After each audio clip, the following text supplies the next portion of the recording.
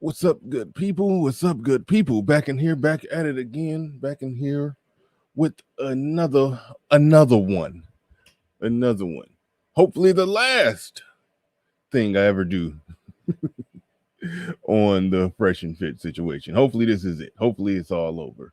And yeah, I'm gonna give my final closing analysis. I made like a little de facto report card on how they addressed every issue. So I will be going down the list and talking about the things that they addressed and how well I believe they addressed those issues. So without further ado, let's get this thing rolling. Let's go. Let's get it.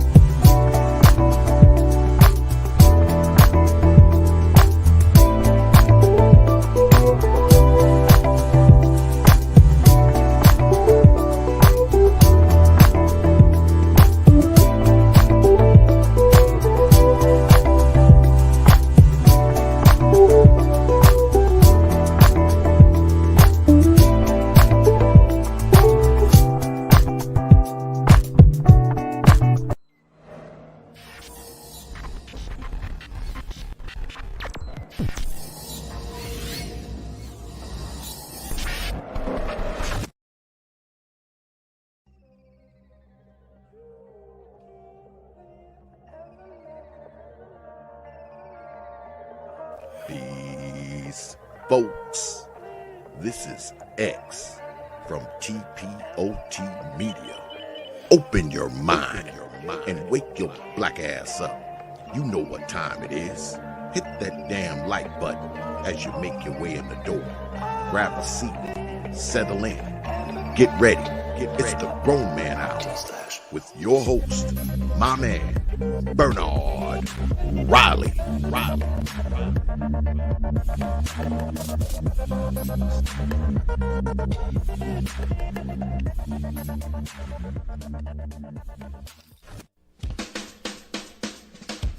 Hey, what's up, everybody? This is Mumia Obsidian Ali. You know who I am. I need no introduction, right? And you're listening to the Grown Man Hour with my man Bernard Riley, heard weekdays right here on YouTube. What do you think about that? How about that? Now let's get back on with the show. Thank you.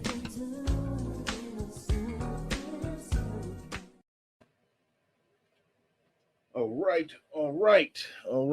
right. I need 30 more seconds. 30 more seconds.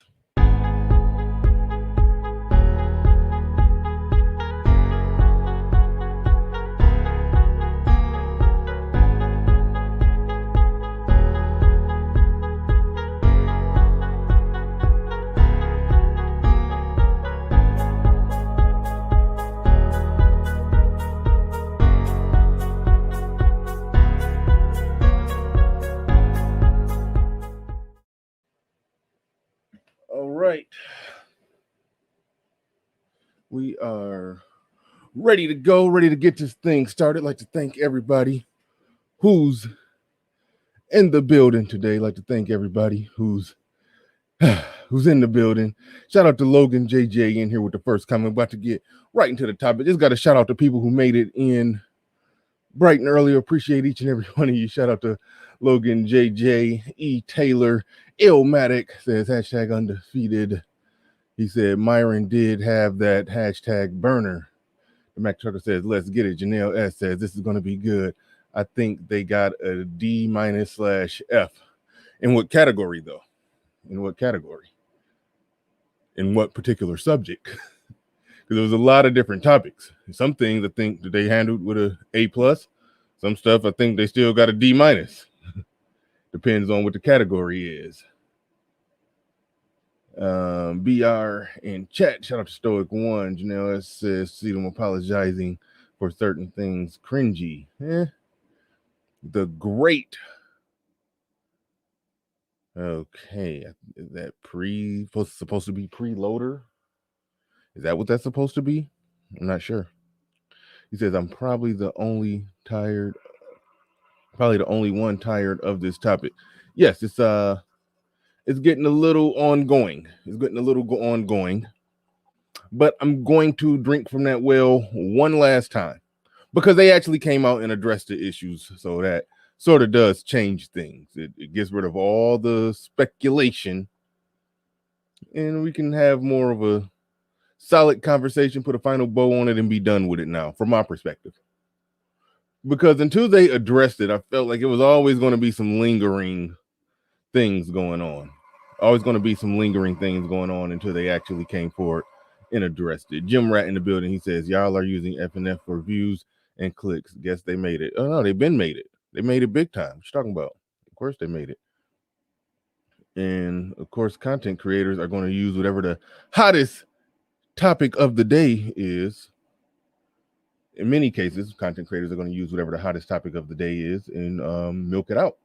We saw Lead Attorney grow his channel and go from like, I think, 15,000 subs to like 30,000 subs off this Charlemagne the God story all alone. He did like 6 streams in a row breaking it down legally. And so, yeah, I don't know if those numbers are exactly right, but yeah, content creators do grow their channel from addressing the trending topics. Now, one thing before I get all the way going here, I want to do something really quick. I got to pull up the YouTube feed because I can't see exactly what's going on in the chat. I can't keep an eye on the chat, but now that I'm looking at the chat, hey,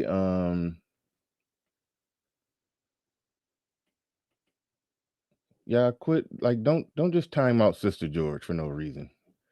Cut it out. Don't y'all quit timing out Sister George. That's rude. That is rude. I need to quit doing that. Who timed out Sister George? Who did that?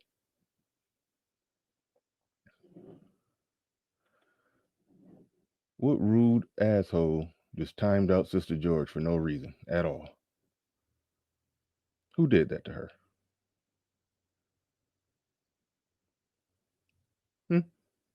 Will the guilty person stand up and announce yourself? The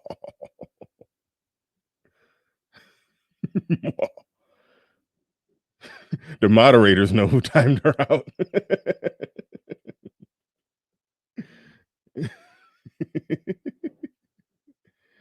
Oh, man.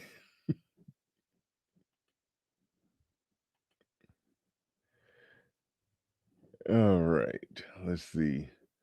Got a number of things going on here. Let's see. I'm about to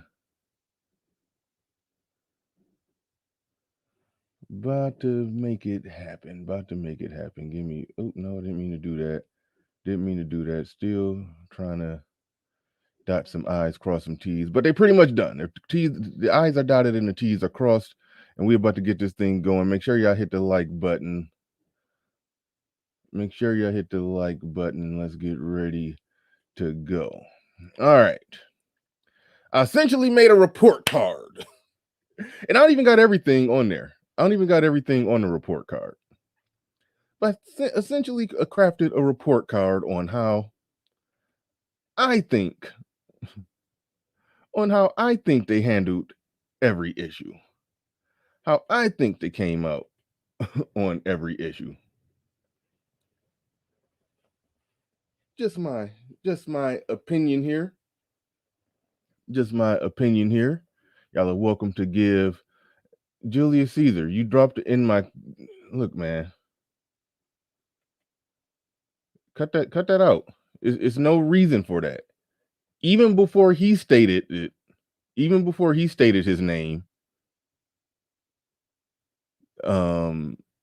you were in my chat, you were in my comment section. His name is so and so. Who gives a fuck? His name is Myron Gaines. That's his stage name. That's what he goes by.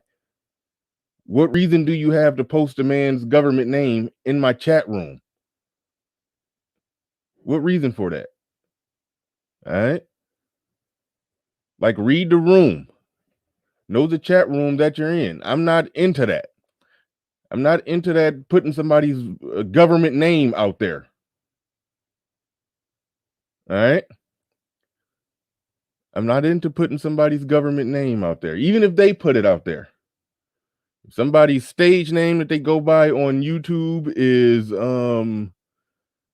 William Bellamy or whatever the hell. That's what they go by. And we found out that his actual government name is Walt Disney. Or we're not about to just start calling him. We're gonna call him what his YouTube name goes by. That's how I roll. All right. If anybody does anything other than that, they're doing it in a way to slight the person, in a way to take a jab at the person. We don't take unnecessary jabs. We take well-calculated jabs. Well-calculated jabs. All right.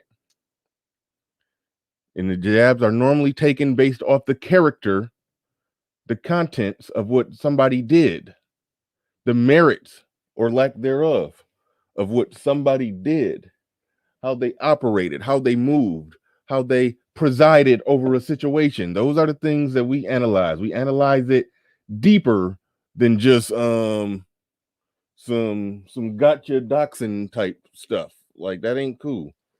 I don't roll like that. So I expect that y'all in my chat room don't come in here rolling like that. Now, there are chat rooms where that's a thing, and you could do that, and it ain't no big deal.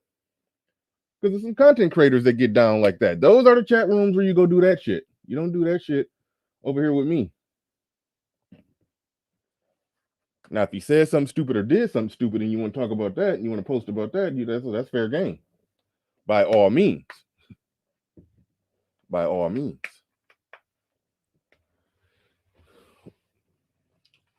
But I devised a report card on how they handled these issues.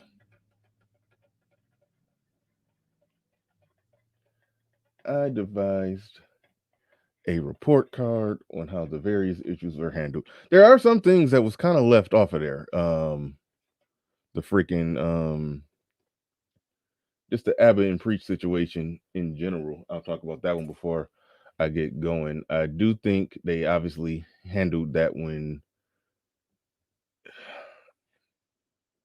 If you've been watching my show, you know my position. That even though I've heard Abba explain it a lot of times, I'm still of the view that wasn't necessarily cool. And now you kind of got to cross-reference that with how it's sort of unearthing. It's being unearthed that they talk shit about other content creators, Kevin Samuels being one of them, and that will be addressed momentarily, that they talk shit about other content creators. So other content creators probably had every right to be like, all right, forget these dudes, whatever. I'm just about to go ahead and go in. All that is a possibility. But Abba's explanation is that, hey, we always cover these type of things and this or that or blah, blah, blah. And it's, not really that big of a deal, not really that big of a thing. I disagree on that one. I disagree with Abba on that one. So I do think they cast that first stone, and I think that may have been an ill-advised punch, in my opinion. But I don't know why they did. See, we still got to. We could either can speculate why they did it, or we can look at what they said. And based off what Abba said, I don't think it was necessary for them to come at them the way that they came at them, because again, it's professional courtesy. But Fresh and Fit, especially based off, I didn't watch all of it, based off some of the things that O'Shea said earlier, Fresh and Fit does not extend that professional courtesy either to people. So maybe Abba and Preach were not wrong. Maybe they were not wrong. But overall, that situation, they came in, Fresh and Fit responded, came in too hot. They did own up. That was one of the things that they definitely accepted accountability for, and they apologized for, and they did attempt to try to make that right. So overall, I don't even know what my grade would be for that one. But Y'all say I'm grading on the curve, a few F's on the report card. All right, let me not ramble. Let me get right into what I did. The Anna Quinn situation. That was the worst of the situations to me. All right. Let me just go ahead and just dive right into it. The Anna Quinn situation was the worst of all the situations. They got a D- for the Anna Quinn situation. No questions asked. I get them a solid D- for that situation. And even when they explained it and broke it down, the only thing that they explained and broke down that I wasn't realizing is that they were egging it on.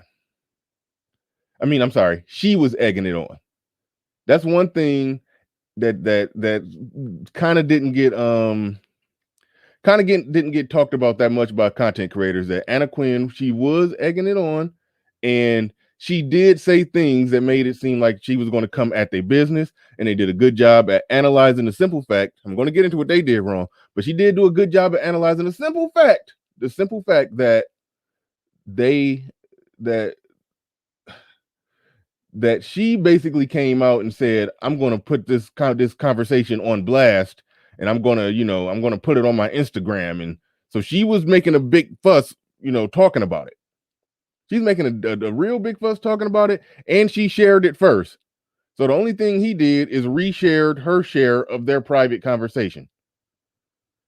So she can't say he doxed,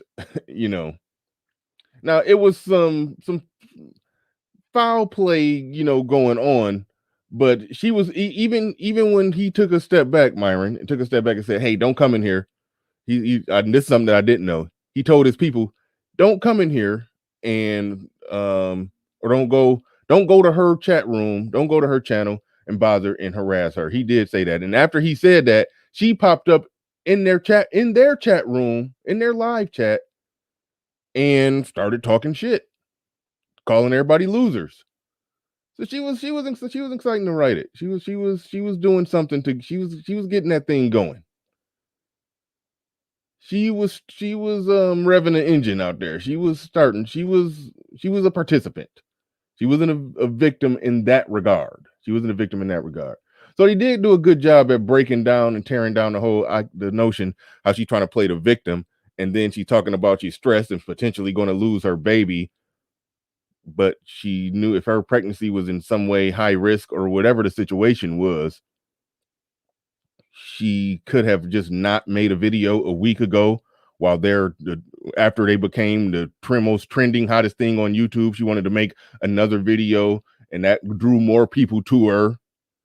So she brought in the attention. And then after she sought out the attention, got the attention, and then tried to cry and play the victim thing. You're going to make me lose my baby with the stress. Well, you shouldn't have been still making videos. And even back then, before losing the baby was an issue, she was still egging it on. So they did a good job of breaking down her participation in the whole thing. The reason they got a D- on that, and the thing that they cannot walk away from, and he tried really hard to argue out of the notion that no matter how you slice it, he put an offer on the table. I apologize for that. He put an offer on the table that essentially amounted to, we can collaborate if we have sex. He tried to say he used the language dating. He dates women that he collabs with all the time. It's no big deal. But he came in speaking the language of business.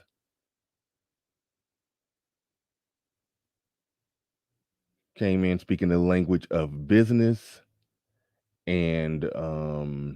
then after the business was more or less agreed upon, he flipped it to, oh, and I don't plan to do anything platonic. So he tried to flip it into some pussy. And then she rightfully got offended by that. Because you can't just try to say that, hey, we got a business deal, and by the way, if you to say don't plan on doing anything platonic with you, yeah, you're basically saying I expect us to be having sex when you get here. I expect this to be, so you can't exactly do that. Then he tried to say later on when he got mad, that's when it turned into we only collabing if you're fucking. But that's really what he was saying from the start, but just in a not such crude way. So I can't give him a slight pass on that one. That was a hey, let's collab, but we only can collab if we fucking. That's what that was. That's what that was. There's no way around that, and that ain't cool. I give you a D- for that. The person said, "Why do I give them a D for protecting themselves?" I'm not giving them a D for protecting themselves. I'll explain what the D is for. That D is for fresh. That D is for fresh for not having the wherewithal. I don't think he bought the gun for ABBA. I'm not even talking about the recent gun pulling out when the goons showed up. If you look down at the bottom of the list, they got an A for that. They got an A for how they handled the situation with the goons. All right, with the goons and that whole entire backstory with that guy. If you look down at the bottom of the list, they got an A for that. That's an A. That they when you break down everything they did business wise, I didn't see really too much wrong there. You know, business can be, a little shaky, a little rough, and sometimes things don't go as planned. It seemed as if they paid everybody properly, and so I can't give them I can't knock them at all. And that guy, when he showed up talking about, he made the video while they were the biggest thing. Same thing that the chicks are doing. Made the video while they were the biggest thing going on YouTube. He made that video. He showed up recording it for he did it for the gram, had his guy recording it, and he sitting there dropping Abba and Preach name in the recording. It's like, and put that with all the other corroborating evidence, this is somebody who was clearly doing that just for the purpose of trying to, clout his way into a situation. And it's working because he getting a lot of good subs. He picking up subs. Ain't no ifs, ands, or buts about it. But for him, no, he was on some BS. He was on some BS, and they handled the whole backstory of it. They handled it well, business and professional. He was an employee who they were paying, and then when it got to the point to where they wanted to part ways with him, they parted ways with him. They gave him his little last buyout check and sent him on his way. Nothing wrong with that. Nothing wrong with that. They didn't do nothing wrong there. He showed up at their house on some BS. I think Fit handled it as best as you possibly could without catching a case. He said he wasn't about to walk out into the hallway and put himself at a disadvantage. So he did the right thing by creating space, staying all the way in his house, had his gun with him. So whatever happened, they would have to be, their bodies would be found. You want their bodies found when the police show up. You want their bodies to be found in your kitchen or dining room as opposed to the hallway. So he did the absolute right thing. I gave him an A for that one. I gave him an absolute A for how they handled that situation. The Mac Trucker in the building, he says, F for getting slapped live on the air by Keisha. Y'all ain't letting that one go. Y'all ain't letting that one go. That one is a situation that, I like, come on, man. It's a lot to criticize here. But if a chick haul off and slap you and it's on camera, and you haul off and slap her, if he slap her back, they don't have a YouTube channel or a business no more. Imagine if he would have just dropped her. They done. They're done. YouTube channel banned. Done. Over with. That's the situation that women put men in, and this is the manosphere. So we know how that go. If she slap you, you're a bitch ass nigga for hitting her back, and you're a bitch ass nigga for not hitting her back. That's the predicament that men get in. That's the predicament why Mike Rashid was hiding in the bathroom with some little bitty chick trying to fight him. He hiding in the bathroom. So yeah, it's easy. If you ain't got nothing to lose, it's easy to sit there and say, no, give her a bus driver uppercut. If you on camera with a multi-million-dollar business to lose, that's a tough situation. So as men, I think we can laugh at it. Don't get me wrong. They can catch some jokes, but as men, we should pump the brakes on being critical of that one. We should.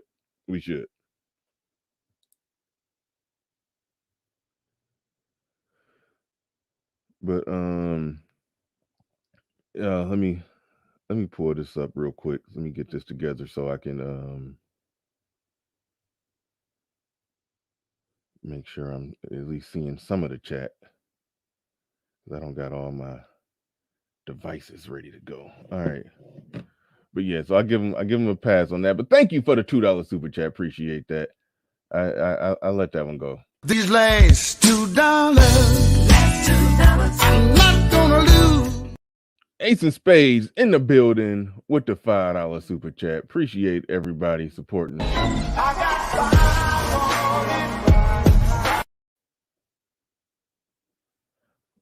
Goshen said he got nothing to lose. All right, if you ain't got nothing to lose, and the chick put her hands on you, go ahead and hand out them.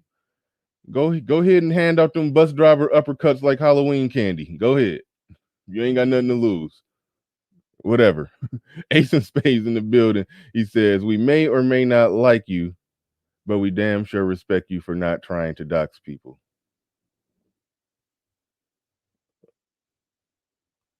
Oh, I suppose you're referring to me on that one.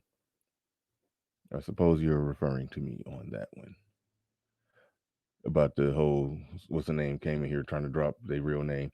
Corey Burke's in the building. He says, thanks for another show, my brother. Thank you. Appreciate you coming through. Shout out to you.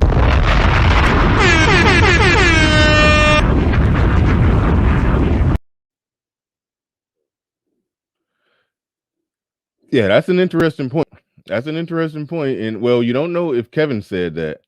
And I'm waiting for Kevin to address it. And the only reason they got a C- on the Kevin Samuels situation, because I haven't seen any evidence for it, but I trust O'Shea.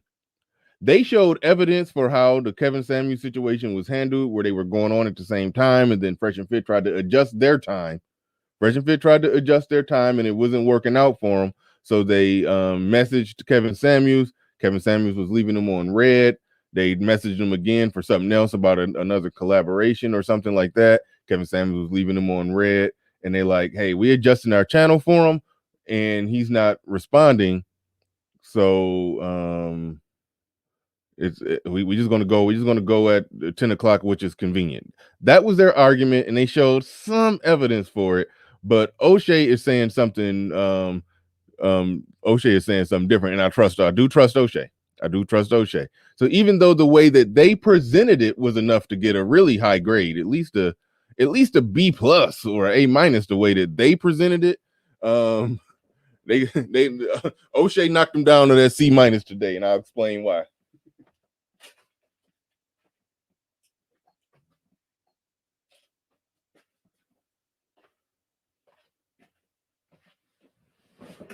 Something I did not know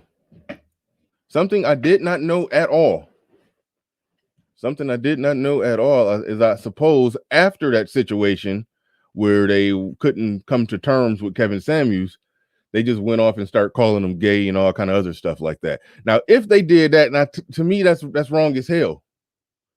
Like, I've never said nothing about Kevin Samuels' sexuality, never called the man gay, never did that. But let's just say if all of a sudden, after I've showed him nothing but respect, which they used to do, they used to like, hey, the Godfather is in the building, they used to trump him up, like, they used to sound the trumpets, roll out the red carpet, and the Coming to America rose petals, drop the Coming to America rose petals when Kevin Samuels pulled up. Now all of a sudden, y'all can't work out in agreement. Now he a gay, a bitch ass nigga. He this, he that. Like, that's some bull, If I'm cool with somebody, then all of a sudden we have a falling out about something, for the most part, business related. Now all of a sudden they don't become gay. If you want calling him gay, if whatever he is, if he's some, I almost said the F word we ain't supposed to say on YouTube, but if he's all that now, then that means he was all that then when you was working with him, which means he was being fake. That part they do get a bad grade for that one. The only reason it's a C- and not lower is because I have not seen any evidence of them saying that about Kevin Samuels, but it is evidence that they be talking shit, like, and Fresh explained it, Fit explained it as, hey, we competitive, we gonna beat these guys, we gonna be the best, we gonna this, that, we're better than Kevin Samuels, we're better than Alvin Priest, we're better than the roommates, we're gonna defeat those guys, and I get that from a competitive number standpoint. He tried to say it was just that, But in the midst of doing that, if you're calling somebody gay, then you are more than just being competitive. But there's no evidence of them being gay, but it is evidence of them, talking that kind of shit like they the best. TBE Trucking, he says, when did first time box getting nerds start leading black men? Not me. That is it. Damn it. I forgot to put that grade on there. Their behind the scenes game will be at a D-. I forgot to put that one on the report card. Their game behind the scenes, based off everything we could see, that shit is at least a D, a generous C-, but at least a D. I mean, I can give some credit on the boldness and the directness of it all, but overall, man, the actual game was looking bad. The actual game, as exposed by the women and through text messages, it's looking bad. It's looking bad. So you do make a fair point. I said it before that Myron, well, I don't even want to get into. In 2019, and he talked about this, in 2019, he was seeking out other dating coaches to learn the game. He said he was still learning game in 2019. But referring to the person he was trying to learn the game from, he says the student has surpassed the teacher. That's the Anthony Joshua guy. I go ahead and say his name, but I don't. His platform is really negative, and it's mostly just him going after other dating coaches, derogation of competitors, and I'm not with that when you go about it that way. So that's why I don't really care to promote the individual who does that, because if you do that too much on your channel, I can't watch it. But well, I mean, I don't really watch dating coaches in the white manosphere anyway, but I'm just saying. But he made so many exposed videos that I mean, you can't not watch those sometimes. A good exposed video, we like that shit. They be on some nigga shit over there in the white manosphere. I ain't gonna even lie, they be on some nigga shit. They be on some nigga shit with them exposed videos. But shout out to TBE Truck and appreciate the super chat. Thank you for coming on through. Appreciate everybody in the building. Make sure y'all hit the like button. Nick Penn in the building. He says this whole thing helped Fresh and Fit more than it hurt them. Yeah, they were talking about that too, as they lost subscribers, but their views went up and their money went up. So yep, it did definitely help them. Did definitely help them in that regard. Thank you, everybody coming through. We about to get a little more into this, a little more in depth. Theo Waff in the building says, and who defended Fresh and Fit no matter what? Yeah, believe men, women lie. Are you saying when you say and who defended Fresh and Fit no matter what? I think are you asking that question, or are you implying that you were someone who defended them no matter what?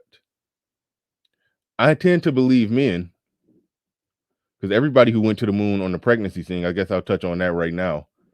They turned out to, that's some BS, and I don't even got the clips loaded, but I'm sure when they repost the video, they'll probably repost it separately when they talked about that, or they'll timestamp it in their video. But I'll explain what happened. But shout out to the we just hit 400. Shout out to the 400 people in the building. Shout out to Theo with the $10 with the $15 super chat, and shout out to Nick Penn with that $10 super chat. Appreciate y'all.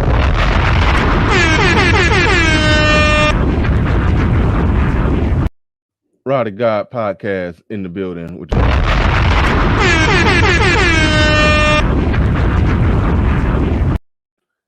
And okay, here y'all go. Abstract. I wouldn't give a F what O'Shea said. If I got the evidence, then that's what it is. But we don't have evidence of their making homosexual slanderous terms towards Kevin Samuels. We don't have that evidence. We just have their text evidence. And you got to look, the red pill and the logic got to stay consistent.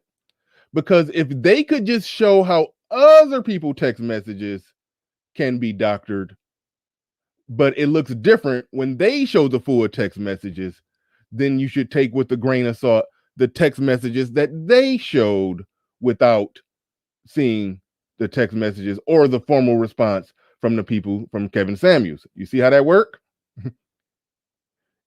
If Anna Quinn's or Nina Unrated's text messages could be some bullshit, and some of it could be proven to be bullshit, then got to also take with a grain of salt with what they said without hearing the other side. That's why I put it somewhere near the middle of C-, because we don't exactly know. I'm trying to be as objective as possible. Trying to be as objective as possible. So I don't know what you mean when you say I don't care what O'Shea said. Like, what evidence did you see that just trumped over everything?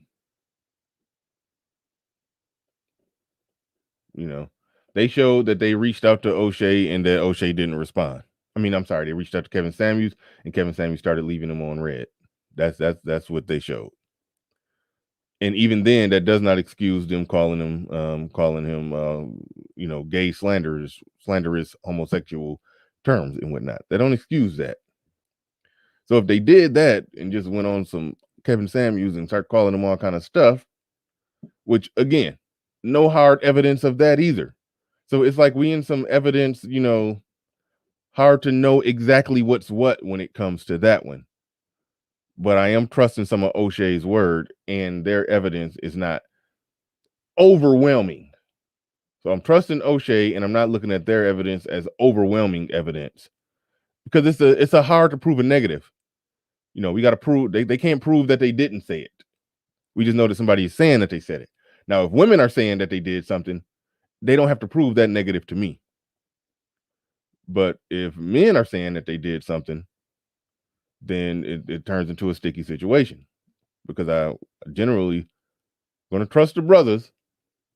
So it's a tough situation. But a pimp named Slickback in here, as a young black man, I wouldn't follow these brothers in how they interact with women, because they're going to lead to one of y'all catching a case.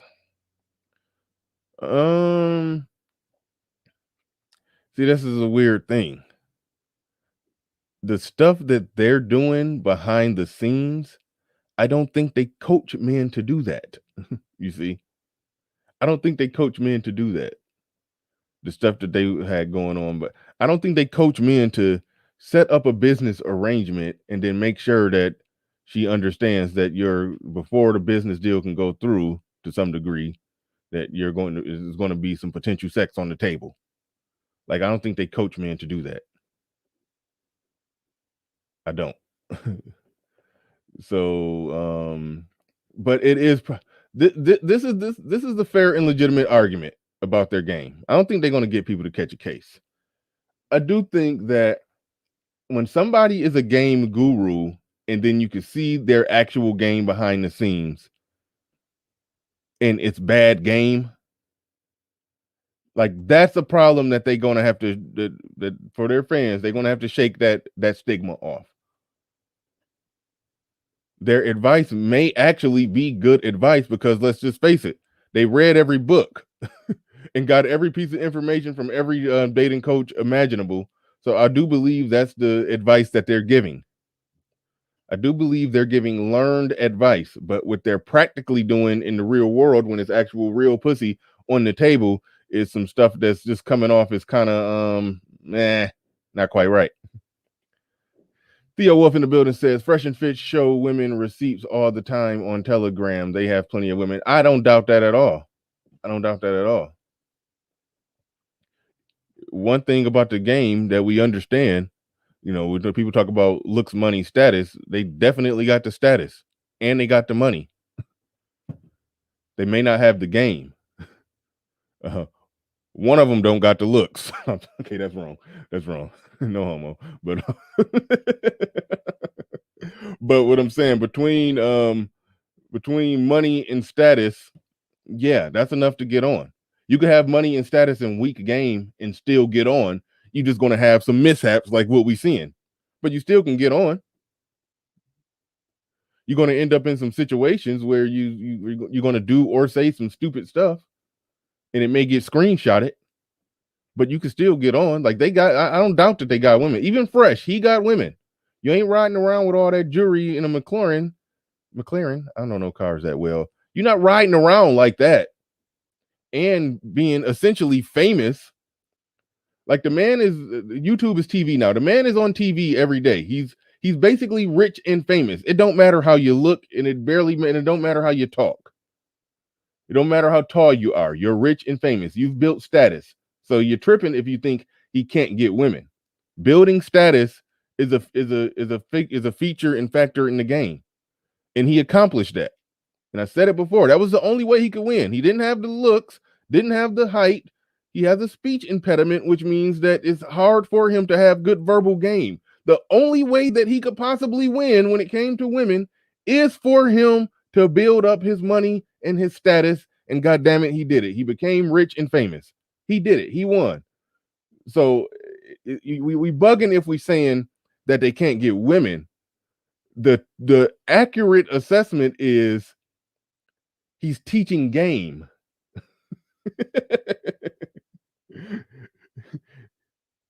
He's teaching game that he may not have, that he read about and learned in a book. And so he may teach the information correctly from the book, but what he actually did is built up his money and status. That's what he did. He built up his money, his status, his fame, and that's how he sources girls. So, and I'm pretty sure they do talk about that. I mean, they do. I do know that they talk about that, and they teach that. And that's a factor in the equation. And that's something that Fresh can speak fluently on. You know, he can speak fluently on how to make your Instagram look like you're somebody, because his Instagram, he look real important on there, you know, and he uses his Instagram to source the girls. So, no, we bugging if we thinking that they can't get women, but their actual, Fresh, actual skill and game, yeah, nah, I ain't buying that. Even when he talking and explaining it, it ain't coming out right. But Fit is a really good communicator, so I have a hard time believing that he don't got no game, but the text messages kind of show that his game is a little So they can be criticized for that. They're guys who teach game for a living, but behind the scenes they're being exposed as not having it. That's a fair criticism. Number 16 in the building says there are a lot of book smart people out there that have no practical experience with what they know. They are those people. I think that's fair. That's fair. And part of the reason they run into problems because if they didn't have a lot of practical experience in it prior to reaching this status, then it's almost like somebody just being thrown into it. Or their analogy, they're finally allowed to go in the candy store now. Yeah, I heard the candy store analogy. So yeah, you're going to run into problems if you went a long time without having access, and then boom, you just instantly got an overabundance of access. Yeah, you're going to be moving a little funny, and we kind of seeing some of that. That's kind of what's happening. But number 16 in the building, shout out to you, appreciate that. Donated. The Geek Surgeon in the building, dropping the $20 on it. I want 150,000.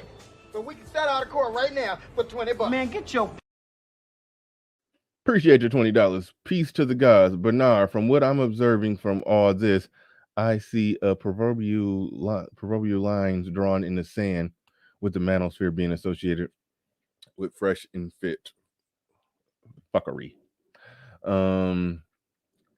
Yeah, O'Shea drew a hard line in the sand, and yeah. O'Shea drew a very hard line in the sand.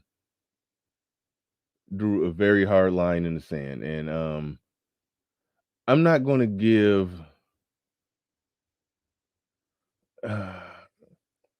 look, I'm not giving my thoughts on the hard line that he drew in the sand. You know, O'Shea is O'Shea, and hey, I respect O'Shea's decisions and what he's doing. What I'm doing here is something different. I mean, look, okay, let me just go ahead and get this out the way. I came in through this space through Obsidian. Obsidian and O'Shea are attached at the hip. Obsidian, Kevin Samuels attached at the hip. So by default, I'm attached to them, and it is what it is. So let me just make that abundantly clear and obvious. So, and I say this with a lot of, when it comes to the OGs, even if I have some disagreement with them, I tend to disagree in silence when it comes to the OGs. I'm not, because I'm here, got a thriving channel. Yes, I put the work in. And plenty of people told me I would have made it here and had a thriving channel like this regardless. But I cannot deny the boost that so many big time content creators gave me, giving me their stamp of approval and promotion. I can't deny that. So those guys, they get my absolute 100% respect, and that's that. Now, so I'll just say that. I'm Team Manosphere, and so yeah, and so it's a tough situation. It is. It's a tough situation. It is a tough situation because I'm not in position to be throwing somebody off the rooftop. So you're never going to hear me do that. What you will hear me do is give objective analysis.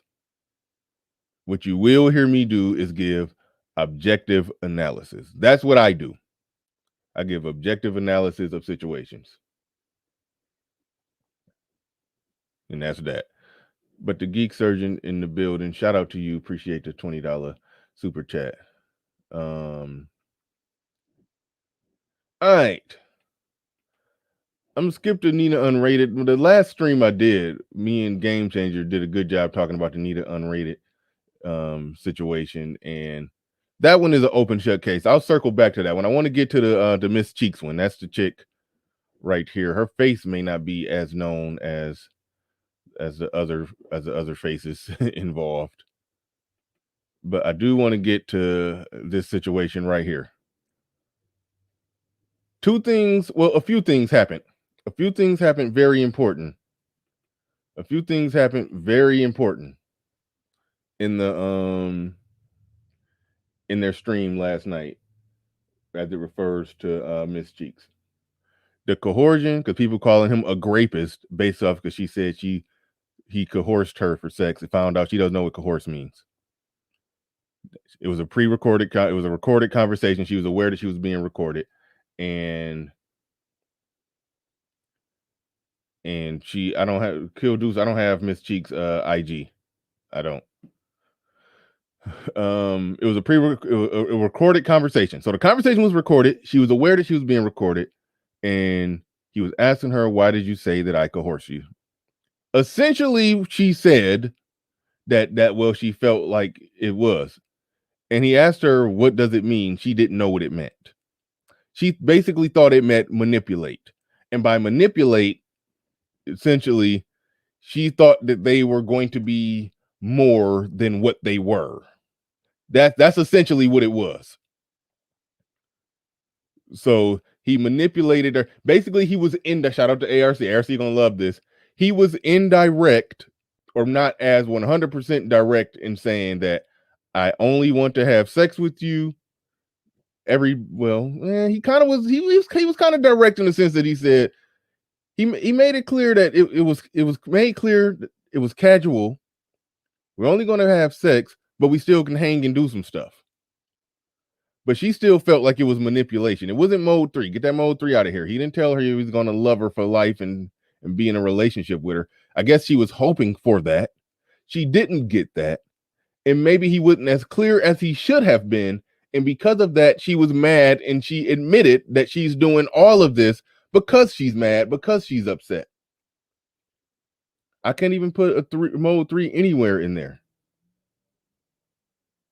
I gotta say he was I would say mode 2. He was kind of indirect and vague, and her feelings got hurt. Her feelings got hurt because after the sex, she wasn't getting as much non-sexual time. Shout out to ARC. She wasn't getting as much non-sexual time as what she was hoping for. And that's the driving force behind why she did everything. When it comes to the pregnancy, this is the most important part. And this is what I was looking for. And I shout out to the lead attorney. I love the lead attorney, one of my favorite channels on YouTube. I was a little disappointed that he didn't interrogate her properly. I would have been asking her, about the ultrasound. That's what I would have been asking about. Have you seen him since the two of you, since you found out you were pregnant? Oh, you have seen each other. Okay, what did he say when he saw the ultrasound? Oh, he didn't see the ultrasound. Oh, there is no ultrasound. Okay, so you don't even know if you're pregnant.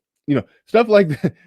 And so to Fitz's credit, to Myron's credit, he was asking her, okay, let me take you to the hospital. Show me the positive pregnancy test.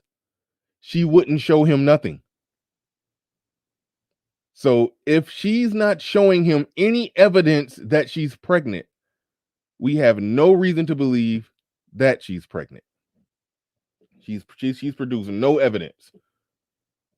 She self-diagnosed herself to be 2 weeks pregnant, which is impossible. When I was married, I can count at least 3 times we went to the hospital to see if she was pregnant, and she wasn't.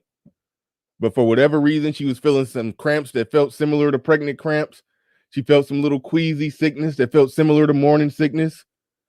And she just dang, baby, I think I'm pregnant. I'm like, all right, let's go to the hospital. Let's go. We got in the car. We went to the hospital. Or bare minimum got one of those little, home tests. But we was like, nah, we got, let's have a doctor confirm that you're pregnant or not pregnant. She's not willing to do that. And whenever a woman is telling a man, especially a high status man, hey, I'm pregnant, and she's not willing to prove it to him, no. So the reason he got a B on that one, the only reason I give him a B is because, overall that's a nothing situation. She basically admitted she's doing it all because she's mad. She basically admitted that. She admitted she's doing it all because she's mad. The only reason that he not walking away with an A+ on that one is because, nigga, you did go in raw on the OnlyFans model. So that's the only reason that grade get knocked down. You can't hit an OnlyFans model raw. But basically what happened is she knew he hit raw. And then when she saw that they weren't progressing towards a relationship, she went on Twitter saying he coerced her, not knowing what coerce mean, said she was pregnant without confirming that she's pregnant. She's a lying female dog. That's my conclusion with that one. So he gets no criticism on that one. For that one, the only criticism he gets is you can't be smashing an OnlyFans model raw. That's it. Ash L says there is no hierarchy on YouTube, only money. That's a fair perspective. That's a fair perspective. Jake Jr. says innovative format, but they aren't talented host. I think Myron is a very talented host. I think not so much with Fresh, but that's just my opinion. I need to quit talking shit about. Well, I don't be talking shit. I just it is what it is. It is what it is. But no, listen. With Myron, you could say he definitely not moving right behind the scenes, but on his show, he do a good job. Like come on, it's not. I hate when people over criticize. I hate when people overreach. Like you can give credit when credit is due, but then still point out that you fucking up right here. I hate when people operate like that. Like I don't, one thing that can't be criticized is the actual show itself. That part can't be really criticized to me. Brittany say, was stopping more skilled competition from taking their spot using the same format and polish. All I heard there is, I don't like them. I want somebody to take I want them to fall. I want somebody else that I like to rise up. But I think people will to some degree copy their format. I never do the exact same show that they're doing, but there are elements of their format that yes, I will be copying at some point in the future. RM, does your phone not have the Do your phone not got the different races? Because you got the, I mean, I guess that beard, the bearded man is supposed to represent me. You got me looking like the same complexion of a Simpsons character. You can't darken them up a little bit. Your phone don't do that.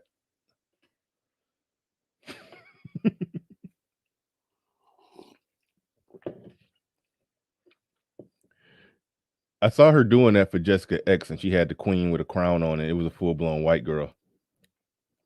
I thought you was throwing shade, but now that I see that you got me looking like a Simpson character, I don't think it was shade. She said her brown got everyone yellow. Now you had Jessica X white. I thought you was throwing straight. I thought you was throwing shade. She claiming pregnant a week and a half. Yeah. Like you can't self-diagnose yourself a week and a half. Like no.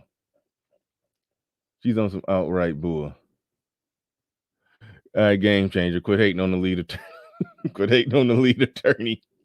I was look. I love the lead attorney. I love that he's here. I love everything that he. You know. I love it. I love it. I love that somebody can give a legal breakdown of these situations.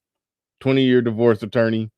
I love what he's doing. I love that he's in this space. He even for the most part claims the manosphere, like because he really don't have to, because you know when he growing the way he growing, he can. He can disassociate from the sphere if he wanted to. He really could, but he still, you know. So I respect it, but I think he did. This is what I think he did. This is my analysis of him. And a lawyer shouldn't make. Well, okay. Let me be nice. Let me be nice. I think when O'Shea said these guys are done, I think that was that's what made him not bring all the critical analysis on some of the on the Nina Unrated situation. That was nothing but a business deal that they couldn't come to terms. You know, that was it. And there was some questions that should have been asked to the Miss Cheeks chick that I would have asked. That, but you know, he didn't exactly go easy on her. He didn't go easy on her. But I do understand where you're coming from with to believe all women. He didn't exactly go easy. He's a gentleman. Okay, he was a gentleman. There was a few more questions that could have been asked, but we all miss questions sometimes. But when I'm holding him to a higher standard being a lawyer. I'm holding him to a higher standard being a lawyer. I think that's it. But with the Nina Unrated thing, I think he was supposed to see through what was going on there.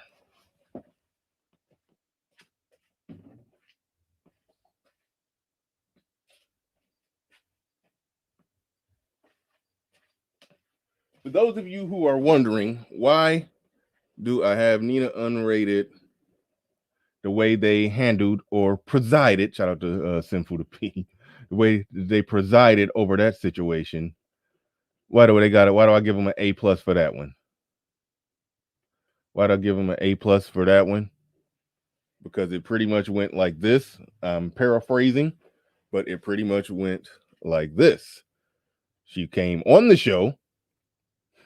The fans liked her. They said, great, we'll bring you back, because the fans wanted her to come back because she was a sex worker. And she had an interesting take, and the take was very interesting, and they enjoyed the take. And so yeah, and so they wanted her back, which is cool. But then, you know, they started talking about a one-on-one interview. Now their one-on-one interviews are separate from the show where they got like 8 or 9 girls on there. The one-on-one interviews is something that they do to grow their channel.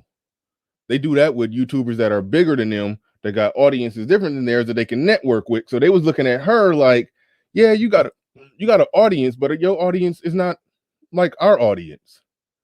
We're not going to gain that much, but you're going to gain a lot from doing this one-on-one interview with us on the public YouTube platform that gets the views that we get.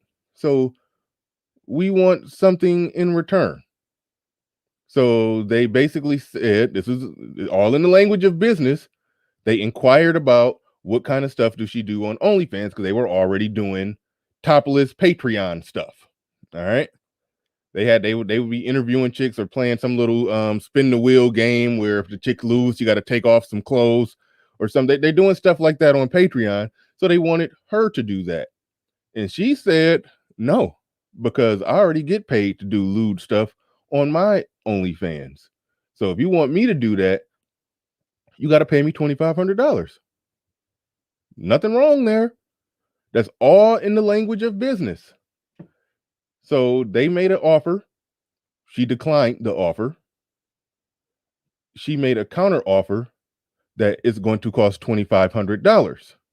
Now, they declined that offer by explaining to her, if we do the one-on-one interview publicly, the value of that is $10,000 based off some Kelly Blue Book for YouTube channel analytics that they got from somewhere. I forgot the name of the site, but I need to look it up so I can see what my show is actually worth.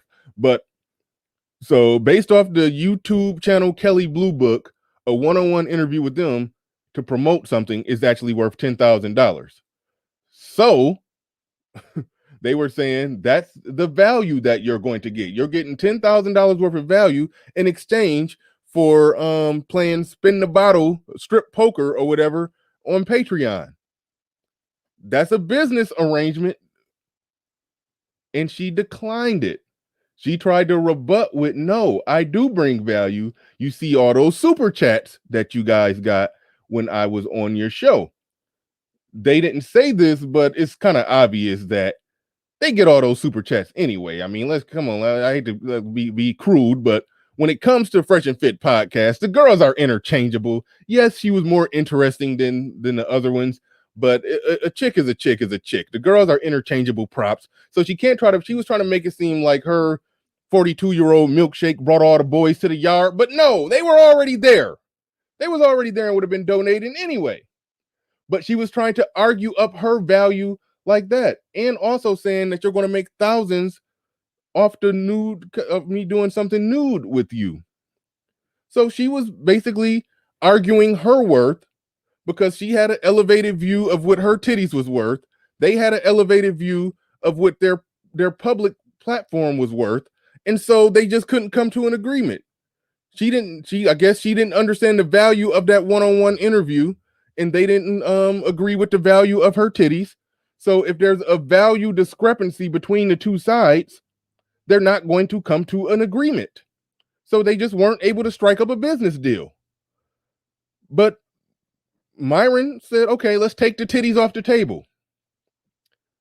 We'll do the public interview for you that you want to do because you want to promote the situation with your son. We will allow you to come on our platform and do that.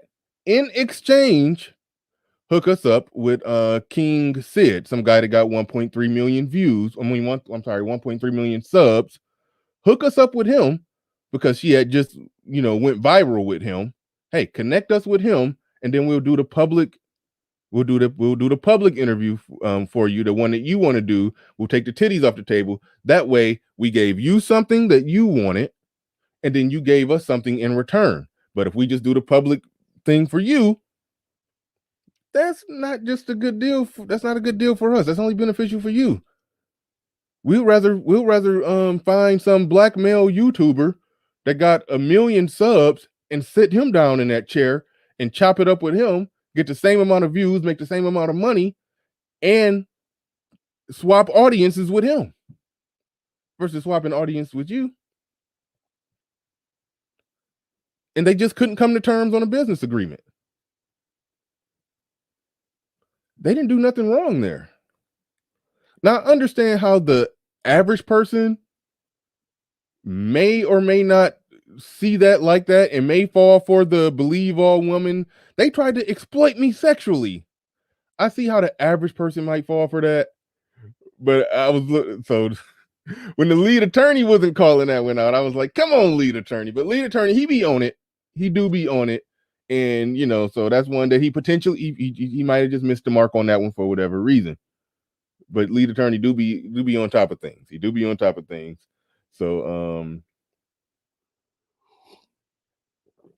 so I can't go with the lead attorney with what was posted when some GC said lead attorney is hashtag believe all women. Yeah, homeboy got 1.9 million subs. I hope I said that right. I can't charge lead attorney up with believing all women, but there's a lot of people who was missing the mark on the Nina unrated thing. A lot of people was missing the mark on that. That particular situation right there, they didn't do anything wrong. The Anna Quinn, yeah, see, I got them a D- for that one. They was wrong on that one. They didn't do anything wrong with the Nina unrated situation. Nina apparently was linking or had a date with ABBA back in April. Coincidence? I think not. I just playing. Coincidence that they both made a video last week about Fresh and Fit. Well, no, ABBA and Preach made the video. They went and they started going viral. This beef started happening. And then Nina Unrated said, aha, now I can jump back in here. Then Anna Quinn said, aha, now I can jump back in here. The Okweyu, whatever his name is, the alpha, y'all know the guy at the bottom that I gave him an A for how they presided over that situation. I forgot his name. Authentic Alphas, I think, is a YouTube channel that's growing, by the way. They got like a 80K view video. But I gave him an A for how they handled that situation. But he's one of the ones who's in the same category as the women who came out the woodwork because they're going viral. And Miss Cheeks is sort of in the same. It's sort of in the same situation. Ain't no sort of to it. Even though it's kind of different with her because she isn't like she isn't trying to be a content creator about it. She's just trying to she basically admitted that she's just mad and she's trying to get back at him because she's not getting enough non-sexual time and attention. Shout out to ARC.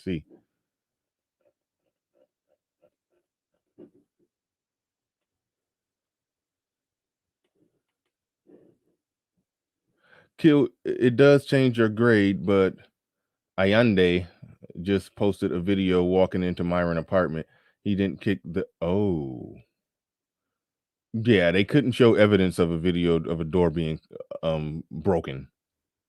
So for that one, I was kind of side-eyeing them like, wait, I'm not seeing a broken door. When you kick a door in, it's obvious that damn door is broke.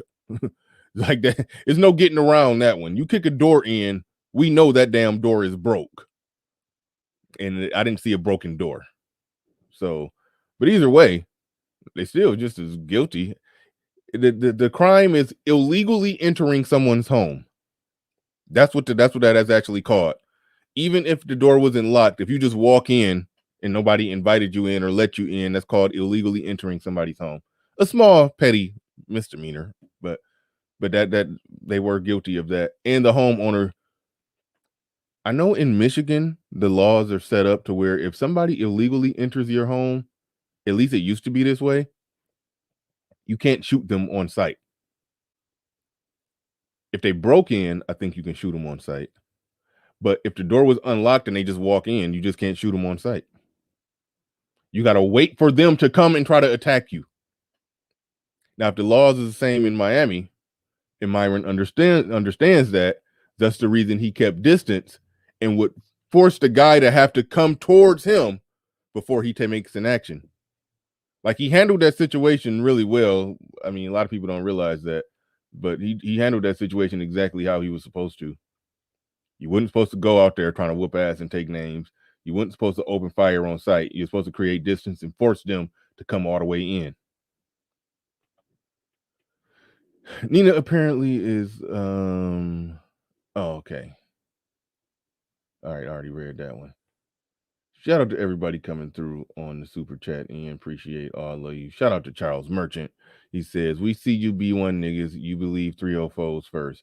Oh, them B1s, yeah, a lot of them B1 brothers they've been jumping off, they rats jumping off the B1 boat. I think that's the right term. I don't know. But shout out to Sodnetter. Shout out to Ramil, because I would have never saw that because I don't watch Sodnetter. But shout out to Ramil for playing what he played. He played the clip of Sodnetter who I believe is in the Black Woman is God camp. He showed the video of Sonetta. I'm tired of you bitches. I started this consciousness shit. The motherfucking thanks I get, he was going off. Anyway, he says, thanks for being balanced. It's refreshing. Yeah, I'm going to be objective. I'm going to be objective. I don't lead witch hunts. I don't. I'm not going to lead a witch hunt. Nina Unrated, they didn't do nothing wrong. That was a business negotiation of which they could not come to terms. They did not come to terms, and then she went on YouTube trying to blast them. That was some bull. Game Changer just going to keep applying pressure, huh? He says, when did he not believe women?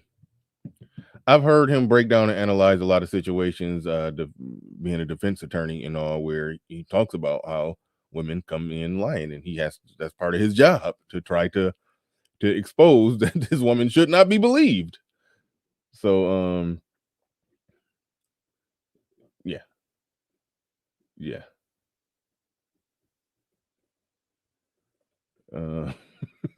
GC gonna keep applying pressure on that one.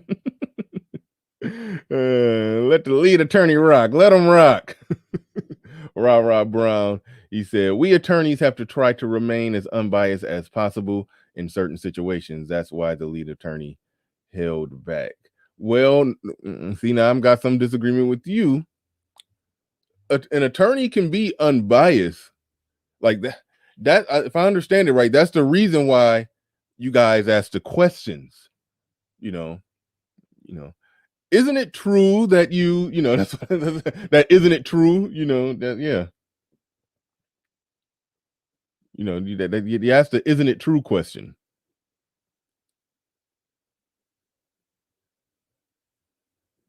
Game Changer still down there applying pressure. I'm gonna open it up soon.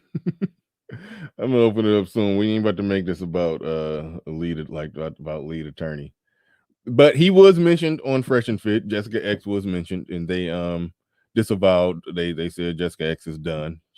Even the chat room was like, "Chief of the streets." it was kind of funny. But yeah, Jessica X took some criticism over there. The lead attorney took some criticism.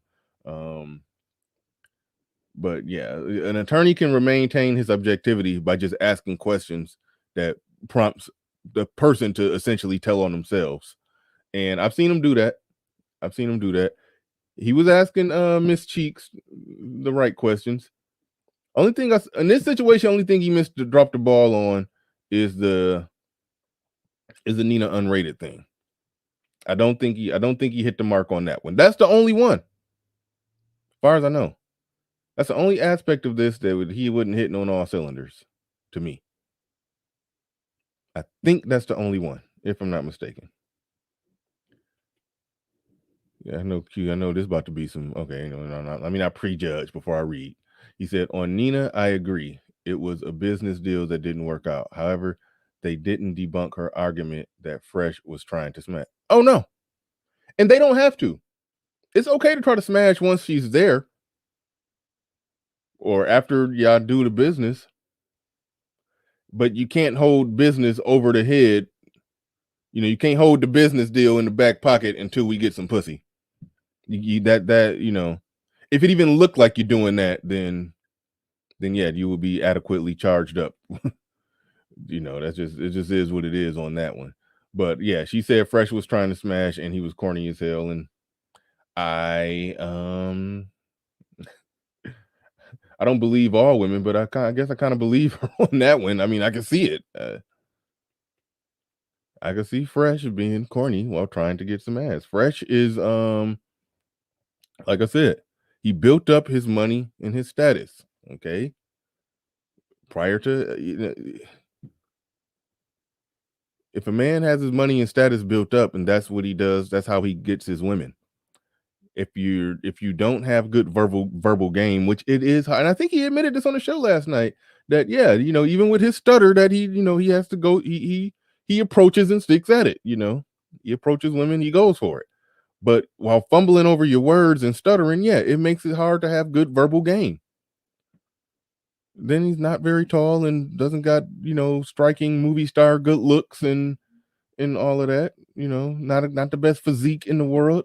There's a lot of strikes against him, but the one thing he got going, I think he's maxing that out, and that's money and status. He's maxing out his money and status. So hey, now you know, if your money and status is maxed out, you're going to get some girls, but every now and then you're going to have some awkward moments where a chick gonna be like, "This nigga game lame as hell." It's going to happen. So, and it is what it is, and they can't refute that either way. But that's just an easy one to believe to me that Fresh, game was kind of whack when he was trying to get some ass. They didn't even touch on it, didn't address it. It's not a big deal. I'm okay with lame, corny guys working their ass off and becoming successful, in their mid-30s, however old he is, and then now they got options because they earned it. Like, this is the manosphere. We talk about that. That's how it's supposed to happen. It's just now that you have those options, you got to have some wisdom, but it's hard to have wisdom if you lack experience. And then that's where a lot of brothers who get it together late in life will still mess up if they're not operating and practicing the right, if they don't have the right practices in pursuit of pussy now that they got more access to it. And that's a challenge. Charles Merchant in the building. He says, when a pussy shows up, you make like a booger. I see you, Knuckle.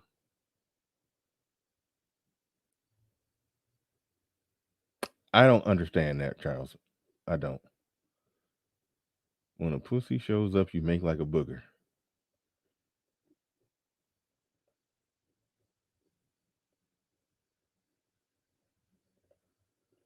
What in the hell?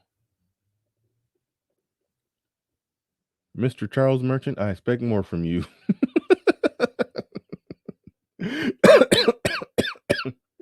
I don't get the reference at all, man. I don't know what you're talking about. Goddamn, Charles. You're one of the esteemed gentlemen here. The hell is that supposed to mean?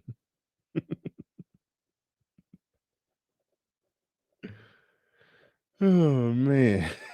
I don't know what the hell you're talking about. Get out of there, game changer. Get out of there. I might let you go. Well, I'm about to drop the link pretty soon. I was planning on not dropping the link. I was planning on making this a short one. But once I get in the chair, it's like, all right, I'm here. Ike Ogiamin in the building. Shout out to Big Ike. Super Saiyan Super Chat Jesus. Calamity fi hit we any moment, what's a pity? Tomorrow never certain. What was behind the curtain? The face of evil.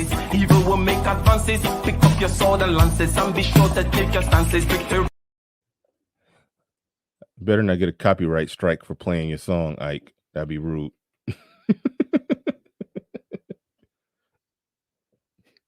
Well, that'd be messed up.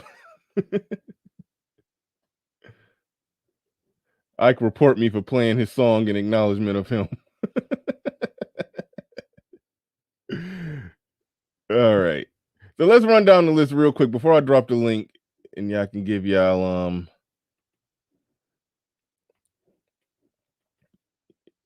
thoughts on this. The thing that I don't have graded here is that they could be criticized for seemingly not having any game behind the scenes, but they teach game for a living. They could be criticized for that. Definitely got to criticize the Anna Quinn thing. They get a D- for that. You can't be mixing business and pleasure like that and speaking to somebody in the language of business and collaboration, and then turn around and say, oh, and by the way, I don't plan to do anything platonic here. She's like, of course we plan to do something business, right? No. I mean, that was just horrible. And then the statement of high value men are abundant, pretty women are everywhere. It's like, shout out to Jonathan Barenfield when that was like the equivalent of if a woman doesn't text you, if a woman hits you up like, hey, why didn't you text me back? And then you turn around and tell her, because I have an abundance mindset. It's like you don't recite talking points to the women. It's like you don't do that. It was weird. It was goofy. Like that's an all around D-. The Nina unrated thing, they get an A+ for that. That was good business negotiation. And her little pussy, feelings got hurt. That's all that happened right there. That's all happened right there. Fresh going to buy that gun at the time that he went to go buy. Okay, they did a good job of explaining that they were already in the process of buying a gun, but right there in that moment, it was very stupid timing to post that video right there in that moment. That was just dumb. That was dumb. And even Fit told Fresh that, and it was stupid to post it, at the time that you did. I did hear him say that to Fresh. It was stupid. It was stupid. Here they are. They had a beef going, a pending meetup, and right in the midst of that, you post a video of you buying a gun. Like, no, you don't post it then, because that was when they were in the early stages of trying to resolve it. They had offered their apology to to Abbott and Preach. Abbott and Preach could have potentially accepted the apology. So the apology was there. They were trying to resolve it. It was in the early stages of it. And then what do? You go show a video of you purchasing a gun when there's a pending meetup to fight. It's no way around that. I give him a D for that one. Now, I don't believe that he went and abruptly bought a gun for Preach so he can shoot Preach if Preach pull up. I don't think that's what happened. But it was just the timing of it. The Miss Cheek situation, they got a B for that one. And the only reason he lose points because he hit an Instagram OnlyFans model raw. That's just flag on the play. You don't do that. But everything else, he ain't do nothing wrong. It's pretty much, she haven't even proved that she's pregnant. She's self-diagnosed at 2 weeks. You can't self-diagnose a 2-week pregnancy. And she won't go to the doctor with him to prove that she's pregnant. She won't show him a little Walgreens Rite Aid pregnancy test with a straight line or a positive or an equal sign or whatever you got to show to whatever you got to do to prove that it's pregnant. She won't do that. So she won't even prove that she's pregnant. And she's admitted that she's doing all of this because she's mad. And far as him coercing her into sex, she proved that she don't even know what coerce means. She thought it was the same as manipulation. That she just felt manipulated because she thought that they were going to be a more ongoing thing. So that's a nothing burger. Shout out to JB again. The Kevin Samuels situation, they did show receipts on that situation.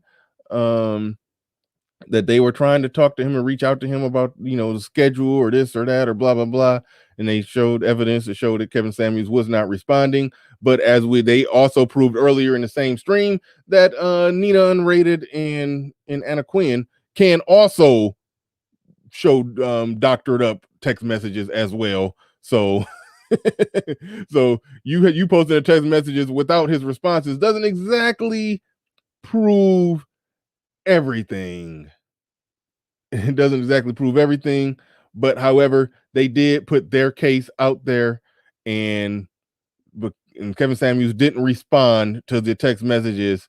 And now, according to O'Shea, they start calling him all kind of gay slurs and talking shit about him, which shows that you just that's a bad character move.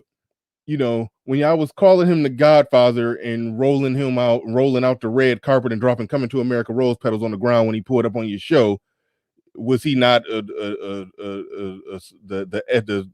F word that rhymes with maggot then? Was he not those things then? So I don't like that. If I'm cool with somebody, then all of a sudden we fall out on business grounds. Now all of a sudden they're not going to become something that I didn't think they were beforehand. And if I thought that they were that thing beforehand, then I should not have been dealing with them then. But again, because I'm trusting O'Shea, I'm knocking him down for a C to a C- on how they presided over that. And that's a tricky one, because I'm believing all men, and by all men I mean O'Shea. I'm taking O'Shea's word that they was on some shiesty snake type stuff behind the scenes when it comes to Kevin Samuels. I don't know if it's true. They showed their receipts, and O'Shea said, y'all better hope Kevin Samuels don't show his. That's what they said. You better hope Kevin Samuels don't show his. And so if Kevin Samuels got receipts to trump over their receipts, just like they had receipts that trumped over Nina Unrated's and Anna Quinn's receipts, then hey, we'll see. We'll see. So they got a pending C- on that one. And the situation with the Alpha Academics, I've forgotten, not Alpha, the Alpha, Authentic Alpha dude, they get an A for how they handled that one, all the business stuff that was exposed behind the scenes. I think they did well on that when business partners fall out and things go awry. They proved that they paid everybody. They made sure the money situation was good. They gave them their last payment. They checked, they buy out, sent them on their way, and then just went on. And then the guy show up out of nowhere, recording stuff, and dropping Abba and Preach name into it, trying to go viral at the right time, waited until they was on the air so it could become a big deal. So their video that they made earlier that day can go viral. It was just such an obvious thing to where, and they handled it the only way that they could have handled it. Myron would have been stupid to go out into that hallway. He did the right thing, creating distance and forcing them to come into the house. So if anything happened, it would be happening in their dining room or kitchen or whatever. But if you shoot somebody in the hallway, you're going to jail. If you shoot somebody in your living room after they, walked in, illegally entered your home, that's the legal terminology, as far as I understand it. Even if the door was unlocked, they still would have illegally entered their home and started a confrontation that was caught on tape. So anything that happened, Myron would have been fair. And so they handled that situation as best they could have handled it. The business was handled well, and the situation when a dude showed up, I think pretending to be a goon, was handled well. So they get an A on that one, and that's their report card from me on how they handled this thing. I'm hoping to never cover this shit again. I hope nothing else happens. My prediction is a lot of bimbos who they may have had sex with are going to come out the woodwork and try to say that, they're basically just going to be coming talking about their feelings and how they don't like how this guy or that how he was talking to me mean and rough, and then after the show he tried to have sex with me, and if I wasn't having sex with him, they told me then I had to leave, and I just think they're some jerks. That's what's going to be happening. They're going to be getting charged up with being jerks, and I'm not in the business of charging up men with being jerks. But yeah, there's some legitimate things that they did wrong, legitimate things worthy of the criticism. And so we're gonna leave that right there. And we already got, I got a good panel brewing. So what does it say? Sorelita, I think Bass says they did wrong with P. Who the fuck is P? I don't know who P is. They did wrong with Preach. Preach wife. Okay, they did wrong with Preach wife, but I still don't like the video of Abba and Preach that no one talk about it. It was low for all the other story. I see clout chasing. Yeah, and that's the Abba and Preach thing. That was one that they fessed up to big time. They fessed up to that one big time. So that's why I didn't even include. That's why I forgot to include that on there, because they definitely fessed up to that one. So overall, that's my final analysis, and hopefully I don't have to talk about this again. Hopefully it just goes away, and that's that. But we got a good panel, good discussion about to happen here. ARC was mentioned a few times, and it's right in your wheelhouse, ARC. Well, some of this story is right in your wheelhouse. So go ahead. You got the floor. You got the mic. No, well, first of all, good morning, Brother Riley. When you say Morning. ARC was mentioned a few times, you talking about in this live stream today or in their live stream last night? Oh, no, in mine today. Okay. Well, yeah, I just have some brief thoughts. I don't know if you saw my last video upload. I think I didn't. I saw the thumbnail, so I kind of had a feeling of what you were going to be talking about, but no, I didn't see it. So go, feel free to give us the bullet points of it. So most of you got like I think roughly 6 issues you covered and how you rated them.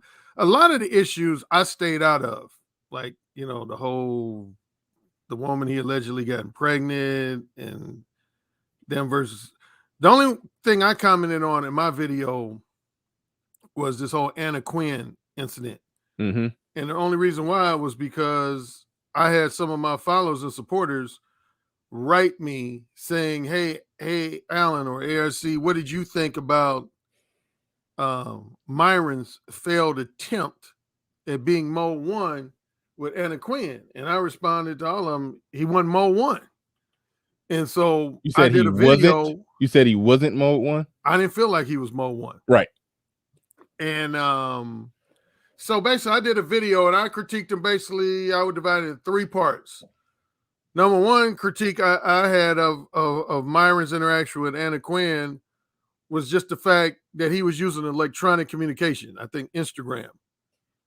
And for a long time, I've always told clients, don't ever try to be Mo 1 or let a woman know your sexual desires through electronic communication. You do that face-to-face or over the telephone. One of the two. So that was a strike against him. Second thing I covered in my video was when he did tell her, basically, he didn't want anything platonic. He said, he made a comment, I only do collaborations with women that I date. And I just briefly attacked that. I basically said, don't just say what you really mean. Fuck. And later on in his text, as I saw last night, he did say that. But initially he said date. And so I did at least a 10-minute rant on don't call casual fucking dating. That's apples and oranges. And then my third and final one, and here's where I will openly and publicly say I have at least a minor retraction. My third strike against him was that I said, well, part of my Mo 1 is once you get rejected, you just leave the woman alone. You don't criticize, insult her. And when I looked at Anna Quinn's version of what happened, it seemed like when he got rejected, he like just snapped off on her, started calling her all kinds of bitches and what hoes and whatever else. But when I watched last night, and he gave, you know, they say it's always 2 sides. Most people actually say it's 3 sides to every story. Each person's version of the truth and then the actual truth in the middle. But when I saw Myron's version, I saw that initially he actually did just leave her alone. And then she kept writing him. And then he transitioned into Mode 4. So on that critique of him, I do have like at least a minor retraction of my criticism. And so it was interesting. I don't think I watched all of it. I watched most of it. Now, the most interesting thing that happened to me while watching is Rollo Tomasi was in the chat room. And he said, at one point, he said, well, Myron, at least you proved that Mo 1 doesn't work. But that's none of my business. And I wrote him, I said, yeah, you goddamn right, it's none of your business. So you need to shut the fuck up.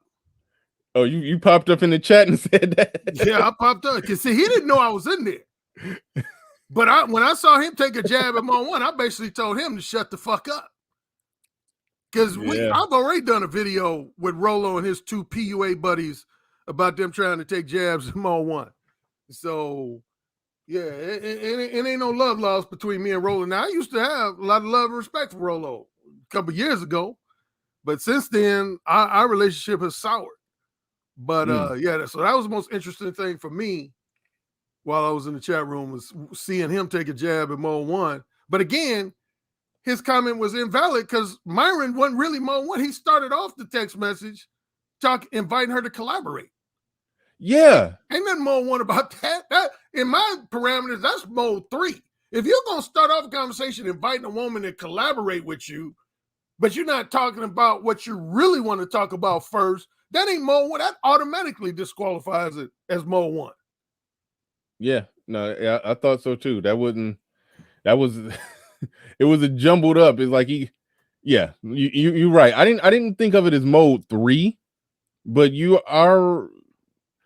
I guess he went from Mode 3 to Mode 1. That's what he did. That's what I told Bubba. He basically, if I had to put it in my modes, I would say he started off Mode 3 which Mhm. would be representative of him inviting her to do a business collaboration.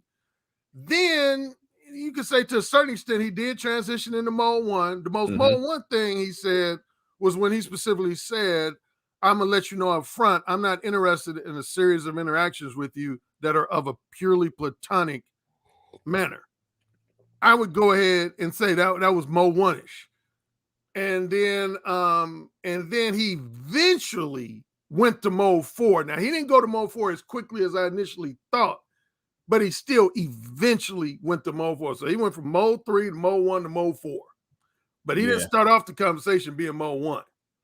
Yeah, that's a fair assessment. That was a fair assessment. It was just off-putting to me, and I still can't even wrap my brain around how he thought it made sense to say that I'm bringing you here for a business arrangement, for a collaboration, and then say, I don't plan to do anything platonic.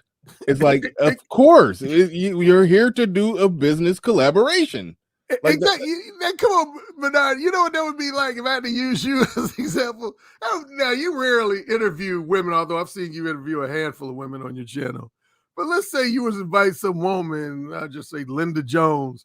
You say, hey, Linda, this Bernard. Yeah, I want you to come on to the Grown Man Hour so we can talk about some things to do with feminism. Oh, by the way, I don't interview women that I only have a platonic interaction with. And she'd be like, what? Like she would be rightfully just so confused. Like that yeah, I don't know how I don't know how he thought that made sense. That's why I gave him a D- for that one. It's just so much in there, and they're like, huh? Yeah, I would agree with you. You're great. Now, one thing before I turn on my one final thing, not related to the Anna Quinn situation. I don't know if you're familiar with King Sigma.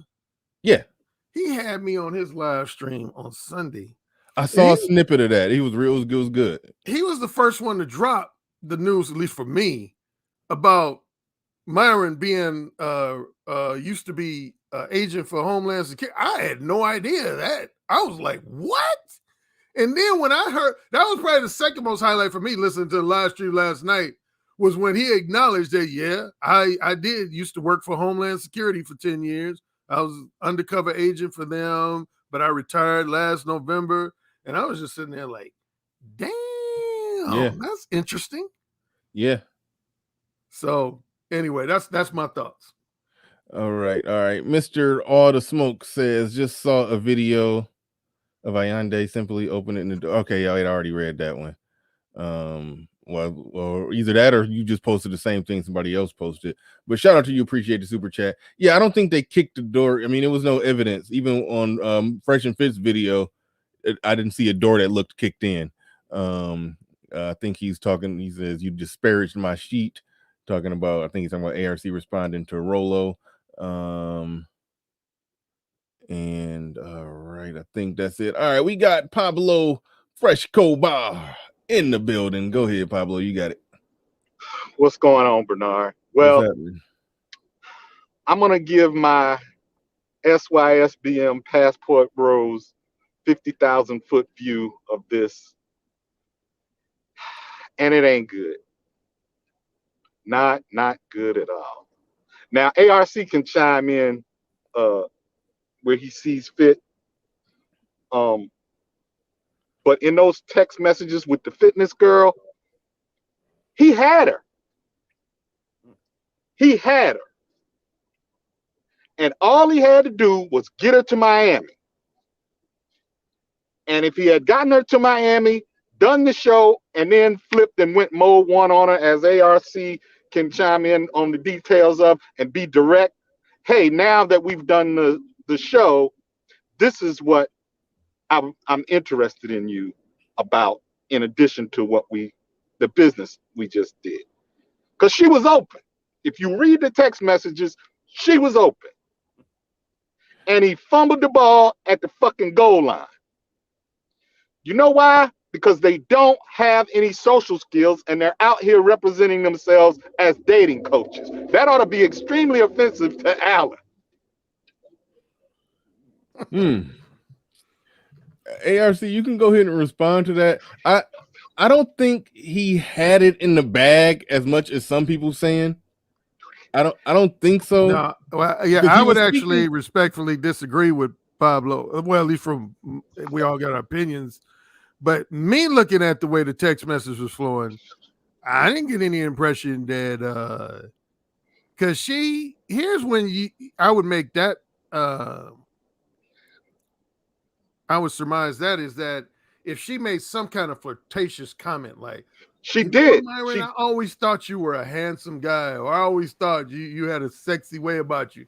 Then, if she made a comment somewhere along those lines, I would say, okay, yeah, he could have potentially.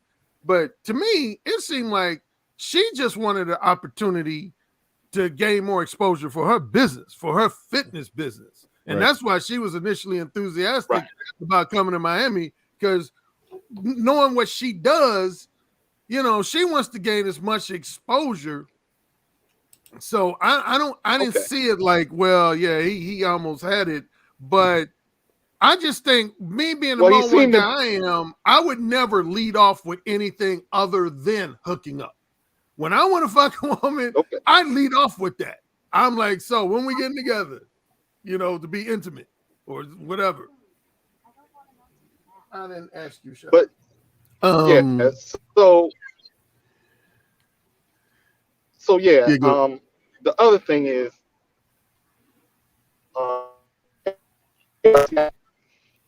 Oh, She damn, was- you she you was fumbling. Oh, go ahead. No, you good now. at- Ah. Damn, Pablo, you got some she was bad. ready to come. She was ready to do business. I'm in a bad spot. Yeah, you breaking up. Even though the last thing you just said sound good. I don't know. You can go ahead and try. Go ahead and try Okay. one more time. But you was breaking up bad. Here, I'll leave out and come back. You can go to somebody else. All right, cool. Charles Merchant in the building. He says, ask yourself, what did all these dudes have in common that came against Myron? O'Shea, Fantastic, King Sigma, all three of these dudes. I don't know what they had in common. I don't know. I think Fantastic, who's a critic of game dudes, just was enjoying and basking in the glory of some game dudes being exposed as not really having that much game by women. I think Fantastic was just enjoying that a little too much. I think that's what he was doing. But I don't know what King Sigma and King Sigma and O'Shea is something different going on. I don't think I heard King Sigma. I didn't know King Sigma came at them. I didn't know nothing about King Sigma. Only thing I heard King Sigma. I didn't hear King Sigma come at them at all. I saw him do a show about the Manosphere endorsing tricking, and he was saying it definitely shouldn't be endorsing or promoting it. And he made some of the best arguments as to why it shouldn't. I give him credit for that. Everybody else, I feel like they was just reaching or making personal self-serving arguments. He made an actual legitimate argument. So you can let us know in the chat, Charles Merchant, what you think all three of those guys have in common. All right, go ahead, Game Changer. Okay, so to Charles Merchant, they, quote unquote, attacked for different reasons. So yeah. I have trouble understanding, one for game, other, in the case of O'Shea, I think it was just, eliminating competition. He's good for that. And with Sigma, I think it's more like a, distrust of authority. I mean, I didn't see Sigma's, but from what Alan says, I think it, but these are all different reasons. So I don't really see a common thread. Yeah, I mean, well, I agree with you that they all had different reasons, regardless of what those reasons were. I don't well, know. I can. Yeah. I got my fingers crossed, hoping he ain't about to say they all dark skinned. If King Sigma don't mind me trying to at least a little bit speak for him, based on what he told me the theme of his live stream was on Sunday. The reason he pointed out that he was a Homeland Security, he thinks Myron was coming into this space to, you could almost say it TV Hollywood terms, to catch criminals, people who might be involved in prostitution or sex trafficking, and his guys was him being a dating coach. But then Myron kind of eliminated that theory because he said he retired from Homeland Security last November, so he's not actively working for them. But anyway, that's what King Sigmund was trying to assert, that he's using dating coach as a cover, because Miami is a hotbed of all kinds of scandalous sex-related criminal types. And so what better place to be in the United States than Miami? Okay, so yeah, I didn't even gather all of that. Like I said, I watched a small piece of it when he was making an argument about why guys shouldn't be on the internet talking about tricking. And he did make some sense. I guess I didn't catch that he was throwing it all back at the feet of Myron, who's a former agent or current agent in his perspective. But Charles Merchant, I'm disappointed in you again. He said that I was right. They all dark-skinned did it, and that's why they came at him. I'm disappointed in you, Charles, man. You've been you've been on some bull today, but all right, man. You're my guy. I appreciate your support. Oh crap. Is it my turn? Is it my turn? Yeah, you can go ahead. We'll circle back to what Pablo was talking about. Hopefully his connection is good now. So yeah, go ahead and go ahead, GC.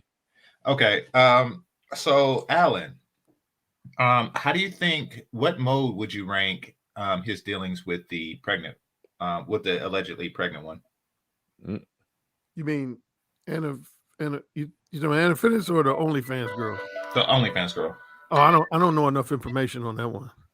Okay, so and I don't know much information on it either, but apparently he was explicit that he wanted to have a sexual relationship, but in addition to that, spend some time with her in addition to the sexual relationship. And I think where things went south, and this is just my interpretation of, the evidence that's presented, where things went south was that he didn't spend the amount of time that she wanted with her. Or that he didn't, That's my interpretation of the situation. So he did express initially that this is going to be a sexual relationship, and it was a sexual relationship. But there was also, an implicit amount of time that he should spend with her in addition to that. What's your thoughts on that? Oh, well, based on what you're telling me, sounds like he was Mo one in that respect. He let her know straight up that he mainly just wanted access to her sexual companionship. He didn't really want to, it doesn't sound like he misled her into believing that he wanted to spend time with her equally, both sexually and non-sexually. And it just seems like she was frustrated that he was not willing to give her the non-sexual time, attention, and companionship that she wanted, which happens, and at that point, in some cases, once a woman starts expressing that, I tell guys, that's when you just got to leave a woman alone. And a lot of guys will say, that's hard to do if the woman's fine or she got some really good pussy, etc. But when you know for a fact that a woman is starting to look at you more as boyfriend material than casual fuck buddy material, that's when it's time to just cut your losses, cut her loose, and move on to the next one. Because if you continue, you're asking for unnecessary drama. You're just asking for it. You want to know what I just realized? Somebody can be what you would call a beta male, but they could be like a mode 1 beta male. They could basically tell the woman that, look, I just want to take you out on a bunch of dates and do all kind of nice things for you and spend all this extra time with you and everything, and I only need sex once a month. That's being mode 1. That's being very direct, right? Right. Now, so you could be a mode 1 beta. I just thought about that. Just be upfront about the beta arrangement that you want, and she may say, just once a month? All right, I can do that. And then, so you can be a beta male and be very direct. I just thought about that. Yeah, for sure. But Game Changer, now, I don't know how factual this is. I'm glancing in the chat room. At least one person in the chat room said, no, Myron told her, this woman, that he was tired of the single life and basically implied to her that he did want more of a serious relationship with her. So, I mean, I don't know if that's true, what the guy commenter in the chat room who said that, but yeah, I'll say this. If he did that, then that would disqualify from Mode 1. I mean, yeah, if you're giving a woman the misleading impression you want a relationship, but you know deep down you just want some pussy, then no, that ain't Mode 1 at all. But based on how you described it to me, Game Changer, then yeah, I would say he was Mode 1, and she just was unsatisfied with the terms and conditions of that he presented to her. People are saying that he didn't say that. Now, I'm not going to try to prove a negative, but I will say from the recordings that I heard last night, it did appear that, he expressed to her that their previous conversations were that he made himself very clear that, this was to be a sexual relationship. And he expressed like, this was supposed to be a sexual relationship. Why are you behaving this way? Why are you acting as if you're disappointed? That wouldn't be the case if she wouldn't have responded the way she did if they had a conversation like that prior. And once again, I'm not going to try to prove a negative, but that doesn't seem like that was likely the case.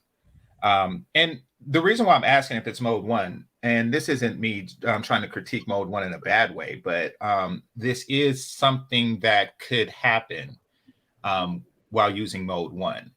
Because sometimes what a man says isn't always what a woman hears. Oh, I agree with that.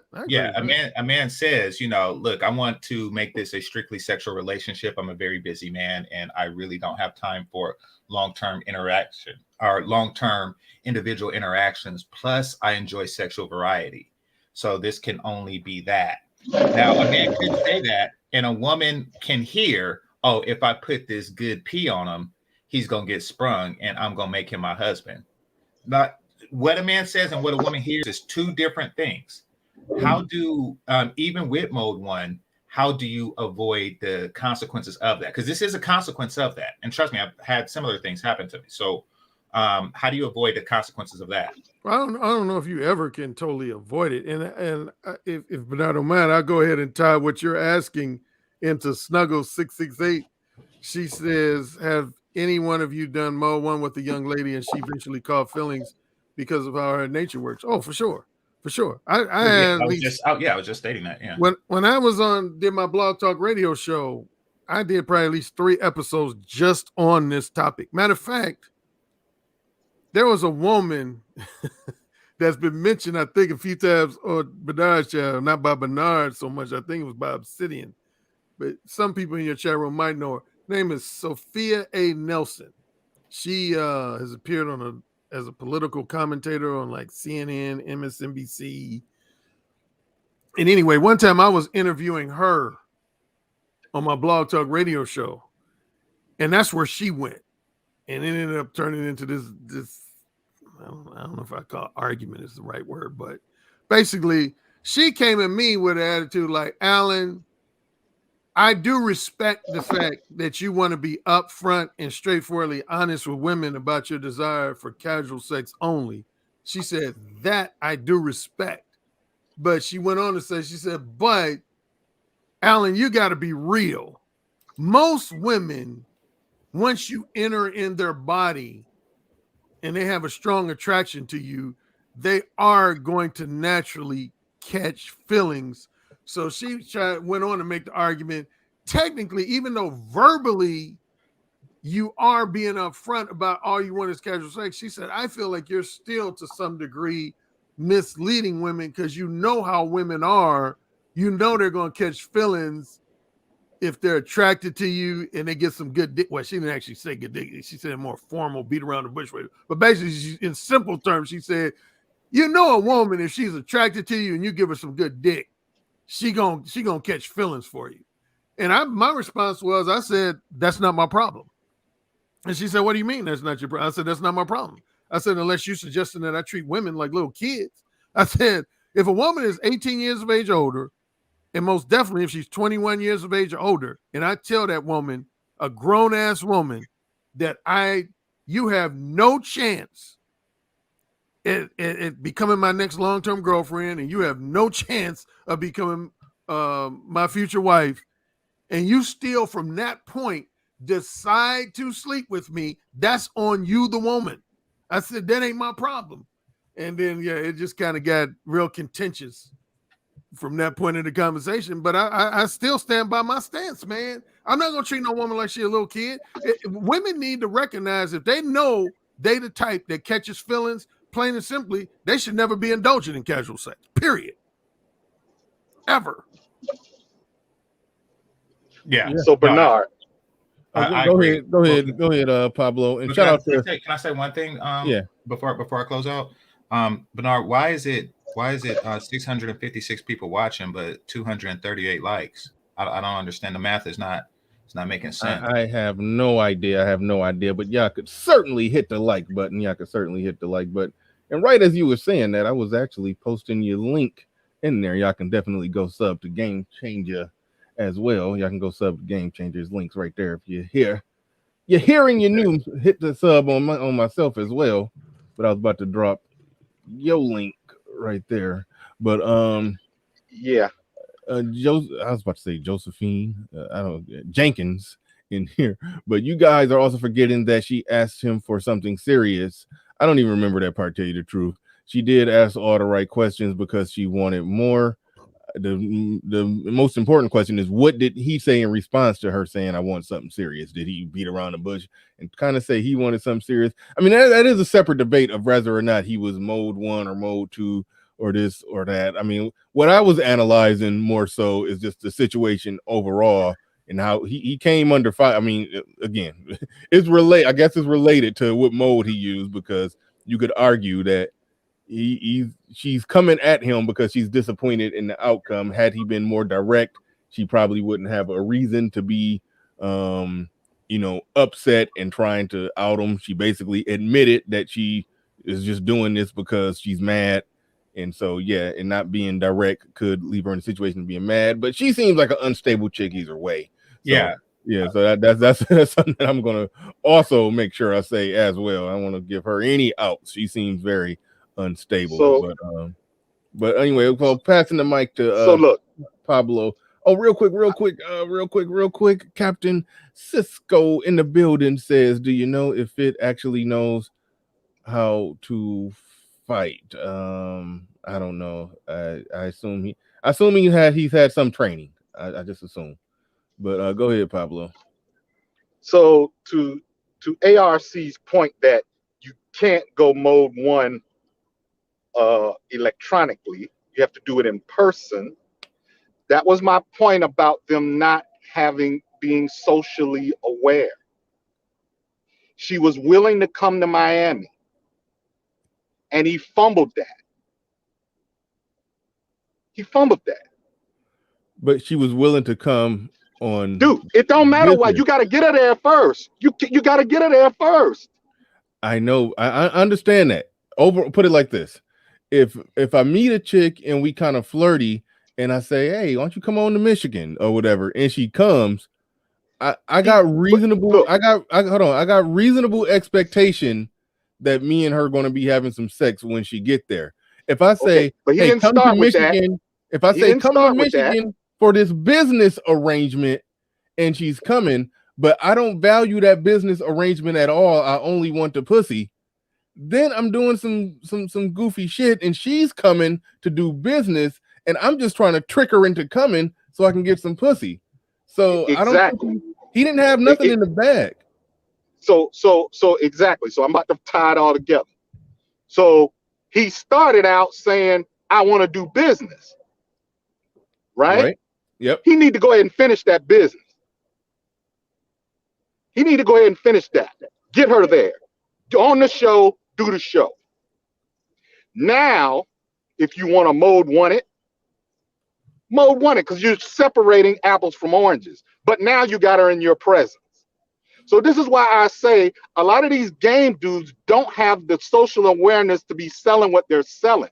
There's no quality control in these so-called quote unquote dating coaches. And I set ARC to the side because what he offers is something different. He's not offering magical, mystical pixie dust. But a lot of these guys do. Dust. You're not trying to sprinkle alpha dust on somebody. Well, I appreciate the compliment, Pablo, but I still have to respectfully disagree. I'm with Bernard. See that what you're saying should have happened.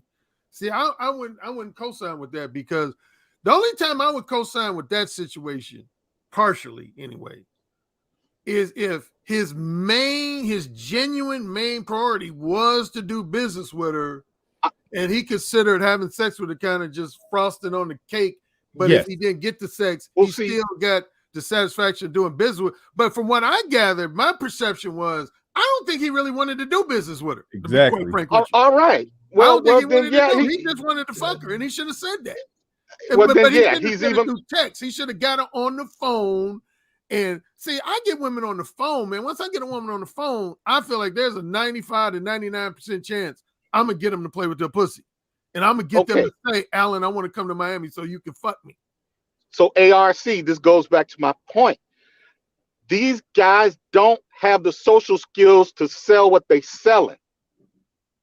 Okay, well, if that's your main point, I would at least halfway agree with that. And I don't want to very disparage few these brothers, because he did interview me. Well, no, I am. He was I am. so I don't want to disparage the brother, because he ain't never disparaged me. But being objective, yeah, it does seem like they are, and that's one of their the main criticism of most of their major critics is that, well, like for example, who was that? I heard somebody say, and I might even seen them there. Somebody recently told me they were at the 21 convention in the audience listening to speakers like myself. Now, I don't know if they're specifically in the audience the years I was there, which was 2017, 2018. But if they were, that's interesting that they would just soak up all this knowledge and wisdom from all these speakers at the 21 convention and then turn around and start marketing. Because see, if you listen to these, go ahead. I'm sorry. If you listen to these guys, ARC, they don't have conversations and discussions with women. They throw back talking points from other. Hey, Pablo, you boring a bit. Yeah, you're breaking up, but to what Pablo. Yeah. Hold on, Pablo. You so breaking up, but to what you were trying to say, hold on. I know what you was about to say. I'll say it when you try, so you can try to move somewhere else. You're right when you say they don't have discussions with women. They throw out talking points to them, and it's okay to do that on the show, because on the show they're debating ideas. That's fine. Yeah, but they're doing that. They're doing that in private conversation. When they're in private, when they're trying to actually get up on a chick. It's multiple times where you can see, even with the Miss Cheeks chick, it was still some reciting of talking points. So it's almost like, that's a fair criticism that they seem to just not have just the natural, I don't even know what to call it. It just seemed like they don't got it behind the scenes. They're reciting talking points. They were at the 21 convention in 2017, 2018. Learning the talking points. They were attempting to pay a dating coach in a white manosphere. At least Fit was, because he admitted this on the show. He said in 2019 he was still learning game. They were still reading all the books. They were, I think, paying dating coaches, or at least attempting to pay dating coaches, because they was about to get set up with one of those guys over in the white manosphere. They was learning the game, and book wise, they've actually learned it, and they could recite it and spit it out on their show and win arguments against the bimbos and look pretty impressive. I mean, I give it to Fit. He does come off as impressive. Some people say it's not impressive, but no, he has a lot of information in his head that he could spit out like a computer. I give people credit for that skill, but I know what you're saying. That's not game. I get it. I get it. And they're getting exposed behind the scenes as they're still just trying to spit out information and not just have a natural game in reading social cues properly. I get it. Right. Then they turned around and they went to O'Shea to do damage control and asked for help, sent him some text messages, though, the back and forth, and said, hey, O'Shea, look, see what happened? And it didn't happen because it hurt him. O'Shea was roasting the shit out of him this morning. Yeah, O'Shea was roasting the hell out of him this morning from these text messages that they shared with them that didn't help their cause. It hurt their cause. All right, hold on. Let's push pause for a little bit. Malcolm Luther X, one of the funniest names on YouTube, Malcolm Luther X III. He says, I would never house that type of podcast. I think he means host or house. Host that type of podcast at my house, at my own residence. Thoughts running in and out the place. Things were bound to go left. Oh yeah. Ray Goat in the building says she liked the "Are you single?" question. But yeah, okay, you make a good point. But see, here's the thing. She did seem like she was a little bubbly about answering that question, but she circled it back to, but I enjoy those topics. When she did that, I was like, she was answering the question for, in the context that he wanted to know, because they're going to be talking. He told her, we're going to be talking about relationships. Are you still single? She says, well, yes, I'm single, but I was recently in a relationship, and then blah, blah, blah, this or that. She basically was giving her relationship credentials and saying, but also letting him know that I enjoy talking about the topic, but no, I'm not in a relationship. That's what she was doing. I don't think she was giving her relationship status to let him know that I'm single and available. But he was asking, he admitted he was asking it for both reasons. And also, damn, where's it at? Solo TV 84, well, Trendsetter TV 84. I'm still call you Solo by accident. I don't know if that's a problem or not, but shout out to Trendsetter TV 84 in the building.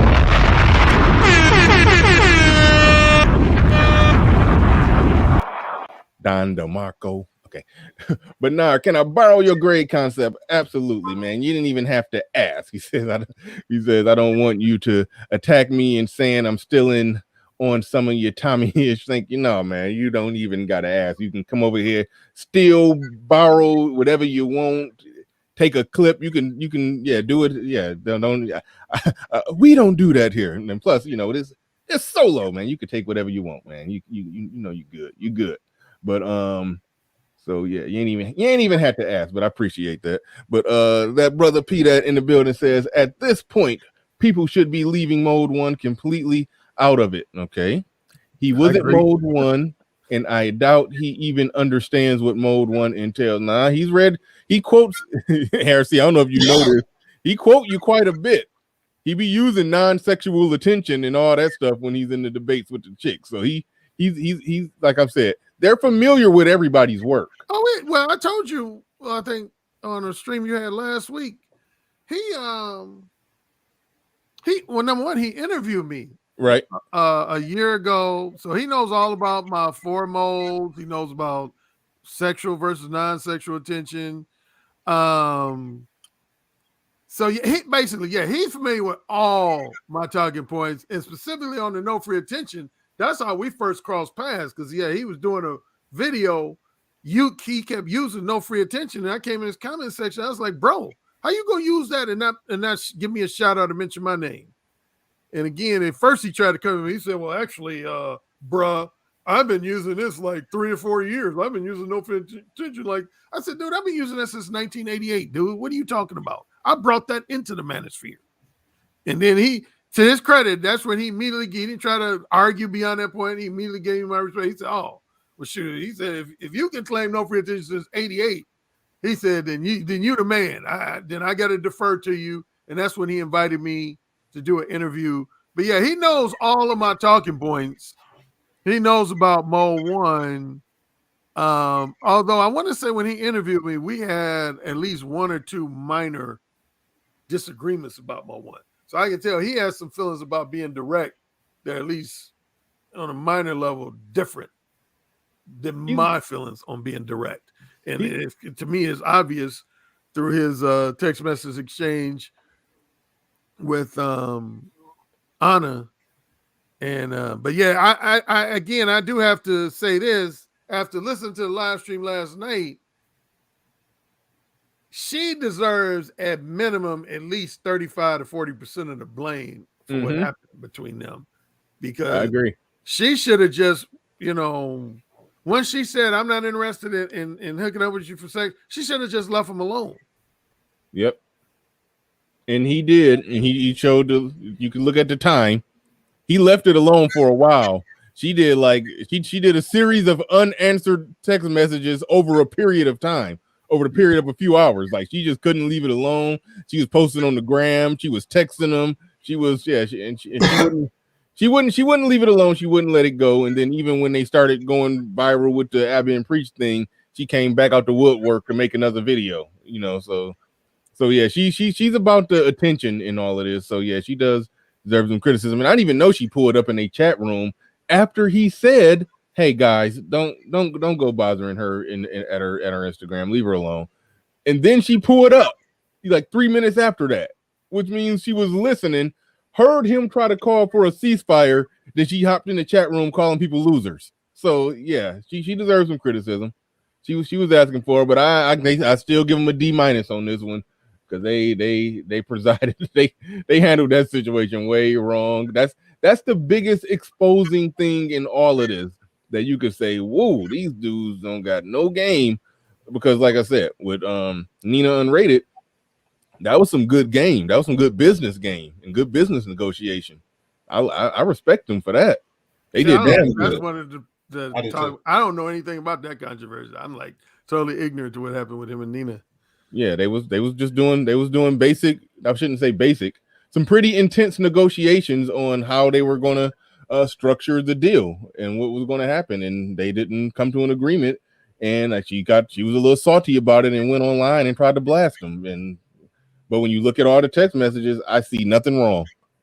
I see an attempt at doing business. Go ahead, GC.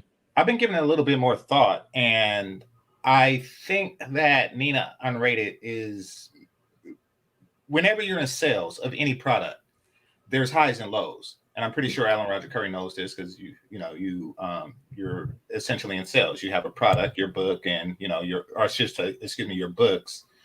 There's ups and downs, just like with anything. I think she's probably in a down.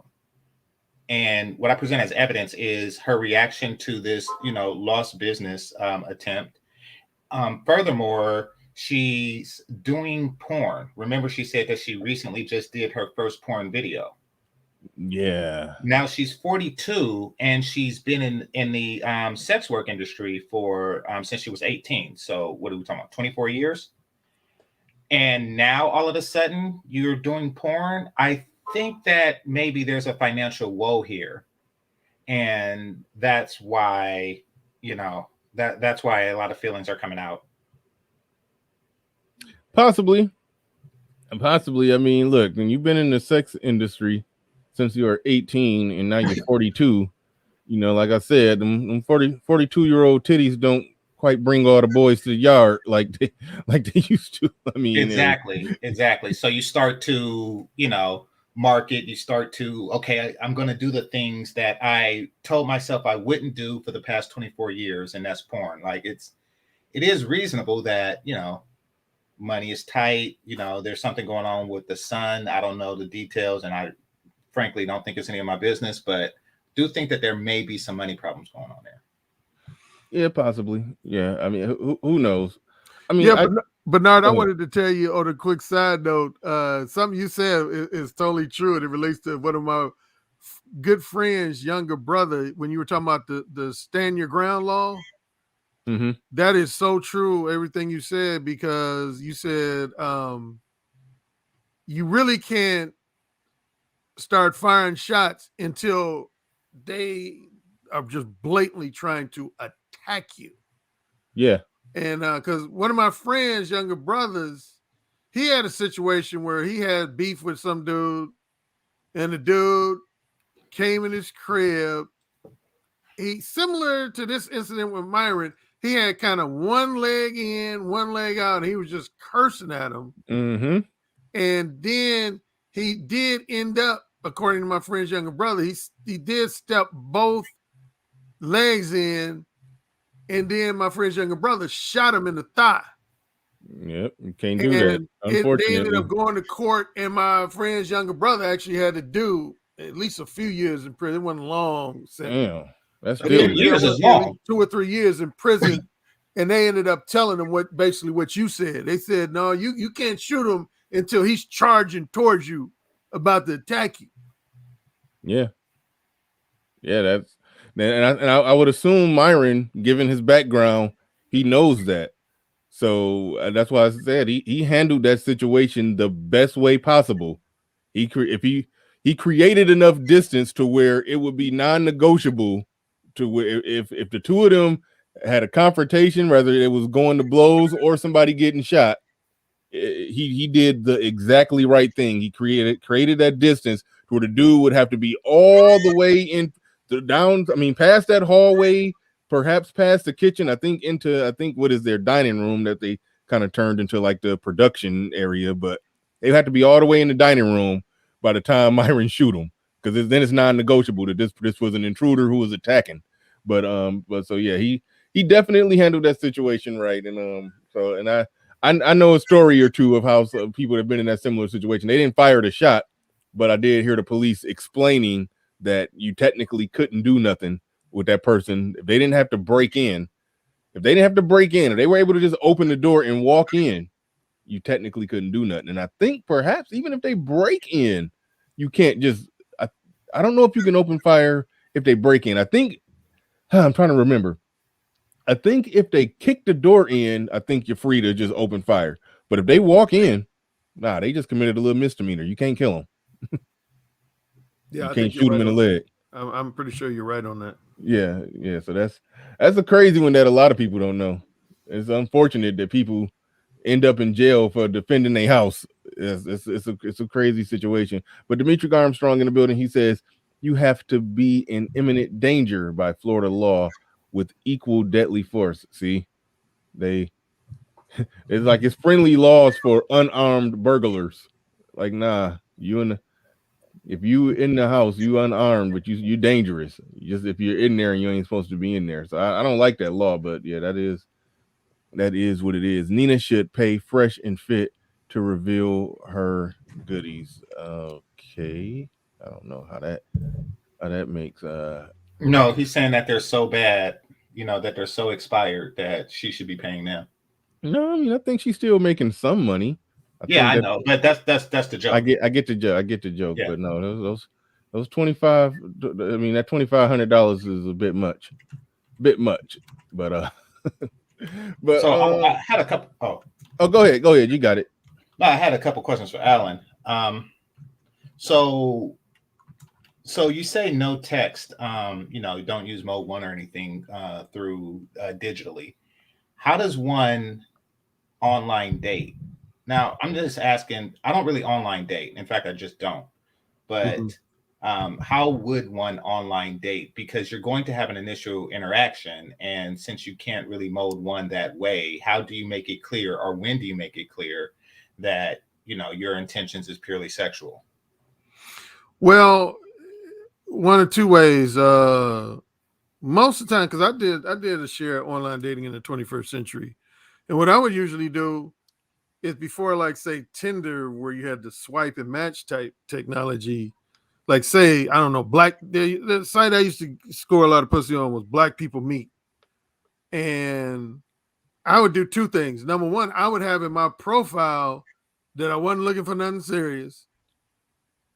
So that would be in my profile. I would say I'm not looking for any type of relationship with a woman that has a potential to lead to marriage.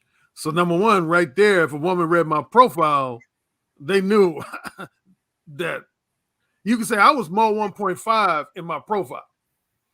Then from there, if a woman seemed to express interest in me on Black People Meet, I would just immediately make the suggestion of exchanging numbers. I would say, here's my number.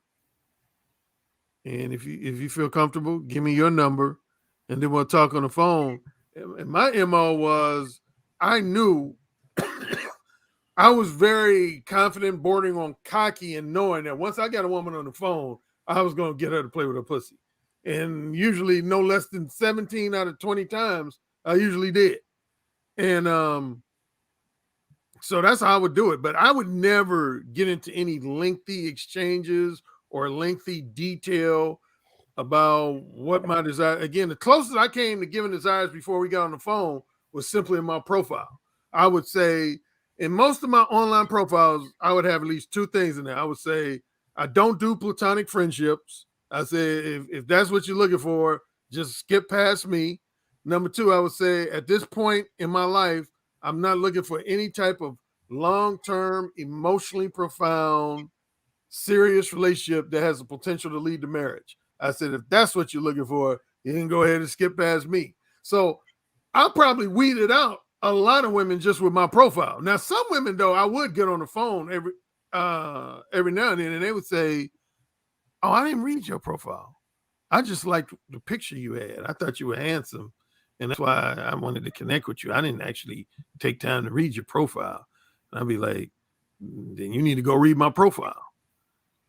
And but yeah, man, I noticed a lot of young guys, including a percentage of my clients, they'll be, matter of fact, literally just earlier today, I had a consultation session, and the guy was asking for advice on what to say and how to say it through text. I said, oh, no. I said, I don't endorse text communication, Mo one. And he was actually kind of surprised. He was like, really? Are you serious? He always had attitude like, Alan, come on, we're living in the 21st century. You know, no text? I said, Mo one, no, they don't do Mo one over text. All you do use text for is to set up a face-to-face meeting, or if she live out of town, you set up a good day and time to talk to her on the phone, but you don't be carrying on. Because again, one of my main arguments, among other things, is you can't read anything through no text. See, part of what I do when I deal with any woman, man, is I read her. If I'm in face-to-face, I'm reading everything about her facial expressions, how fast she blinks, if she plays with her hair, if she walks slow or fast, if she crosses and uncrosses her legs, if she's sitting down. I read all that shit. Like I joked one time, but I showed before, I let Harley compare myself to the Terminator, where even though he was a robot, but how they would show him just taking a diagnostic read on everybody he came in contact with. Figuratively speaking, that's how I operate. So face-to-face, I'm reading everything about a woman. And even over the phone, if nothing else, I read a woman's what I call her vocal energy. I'm reading, I just read a lot in a woman's voice. And so text, man, you can't read shit other than the words on your phone. That don't mean shit to me. Because a simple example, women can be full of shit over the phone. Like you can say on the phone in a text, you could say, hey, I want to fuck you. And a woman can respond, oh no, I don't do casual sex. I only have sex with my boyfriends. Now, if you read that on the phone, you're gonna be tempted to take that on face value. But see, if I'm in person with a woman and a woman says that, I listen to how she says it. She might say, well, no, I don't do casual sex. I just do sex with boyfriend. See, that type of that slurry type, well, no. That's letting me know she full of shit. She ain't telling the truth. She knows the reason why she's slurring like that, because her conscience knows she's not telling the truth. So I pick up on that immediately. I'll basically be like, you lying. I'll look him dead in the eye. I say, you lying. And they say, well, you say that. I say, you lying.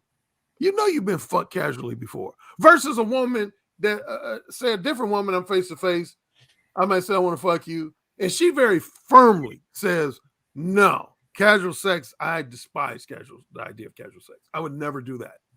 No, if a man's not my fiance or husband, I'm not having sex with him. And everything about her body language and demeanor like backs up what she's saying. See, then I'm going to take her on face value. I'm be like, okay, this bitch is telling the truth. But yeah, what was that? Like I tell guys all the time to do with a boyfriend. I get one question I get asked a lot is, Alan, how do you handle when a woman says I got a boyfriend? I says, well, how does she say it? See, on the text, that's just words on the phone. But in person, there's two ways. One might say, oh, I'm sorry. I'm in love with my boyfriend and I have no interest in sharing your company. Thank you, though. Bye-bye. Versus, well, I got a boyfriend. And, See, when I hear that, I'm basically like, fuck your boyfriend. In real blunt term, if a woman responds with that type of, well, that's when I'm be like, okay, fuck your boyfriend. You know you want me to fuck you. You know you do.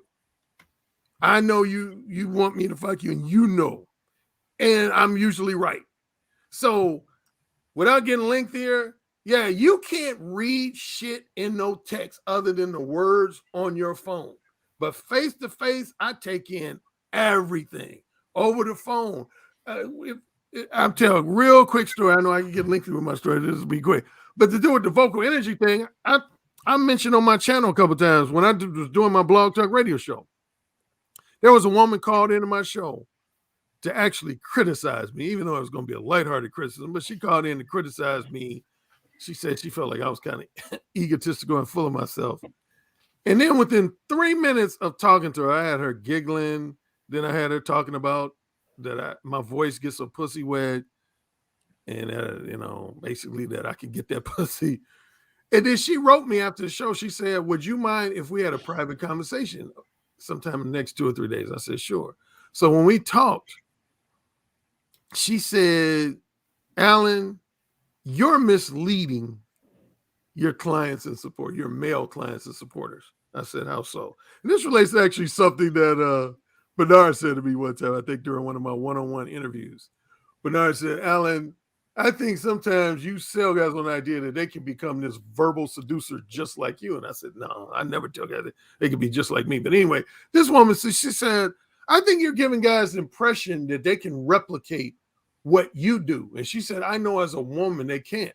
And I clarified. I said, "No, I never tell clients, every client I deal with, that they can, develop the exact verbal seduction skills and exact erotic dirty talk skills as me." Anyway, she went on to say, she said, "Alan, you have a talent that I can tell has been honed for years.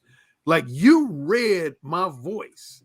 She was all into like chakras and stuff to do with vocal energy. And she said, I could tell you read my voice. You could tell I had a submissive side. You could tell I had erotically uninhibited side just within 1 minute or two of talking to me. And then once you determined that, you took advantage of it and you used it to your advantage against me. And she said, not that the average man can't do that. It would take them years to develop that talent. And she said, "That's why I feel like you're misleading." And anyway, the conversation went on from there. But it goes back to my point. Yeah, over the phone and even more so face to face, man, a lot of women exhibit behavior that's incongruent. Their words will be saying one thing, but their facial expressions, body language will be saying something totally different. And you can't read that in over the phone. Somebody said I'm having a conversation with myself. What, everybody dropped off? No. I'm here. No, Gay Bay is trying to fuck with me in chat. They say, "Hey man, Gay Bay, you having a conversation with your Bernard playing chess and game changing fixing food." No, what happened? I know Gabe A just pulled up. I don't know if you and him got history, but he pulled up right in here hating on you. But oh boy. But I'll get to super chats in a second. Son is hot around the building. He said, "This is why I was telling people all week, stop egging Preach on to confront them." I don't think that's anyway. And that incident is a prime example of what could potentially happen and far worse. Yeah, I think the guy did it for exposure. I think. Yeah, I was saying that too. I don't think that had nothing to do with Preach. Creel's in the building said, "These guys just need Patrice O'Neal in their life. These other guys are just corny and not about it." Also, there's a lot of talk about being promiscuous, but no one talks about the downside. I think people do talk about the downside. I think people talk about that. I know I do. Well, I mean, mode 1 is defense of the downside. You said what? I said mode 1 is kind of like protection. I mean, at least that's your attempt. Yeah, I mean, like I say, we have our disagreements on it, but I mean, I think that is your attempt to protect against the downside. Mm-hmm. Gabe says, ARC, nobody asked for all this. Shaking my head. And nobody asked for your $5 comment either. So shut the fuck up. And he came back with another one. Oh, so he was the one who was saying that. You're literally having a whole conversation with yourself. No, I wasn't. And Game Changing Bernard confirmed it, even though Bernard did have on a Hawaii shirt as he's saying it. And Game Changer, you can smell the food in the background, but they were listening. Hey, so can I get a anything you want, Bernard? You got a couple tens. Yeah, I've been forgetting to play the little clippings. I've been forgetting how much I like the little Chinese or Asian, I don't even know, Vietnamese. Yeah. What are we we get for $10? Everything you want. Everything, everything. You.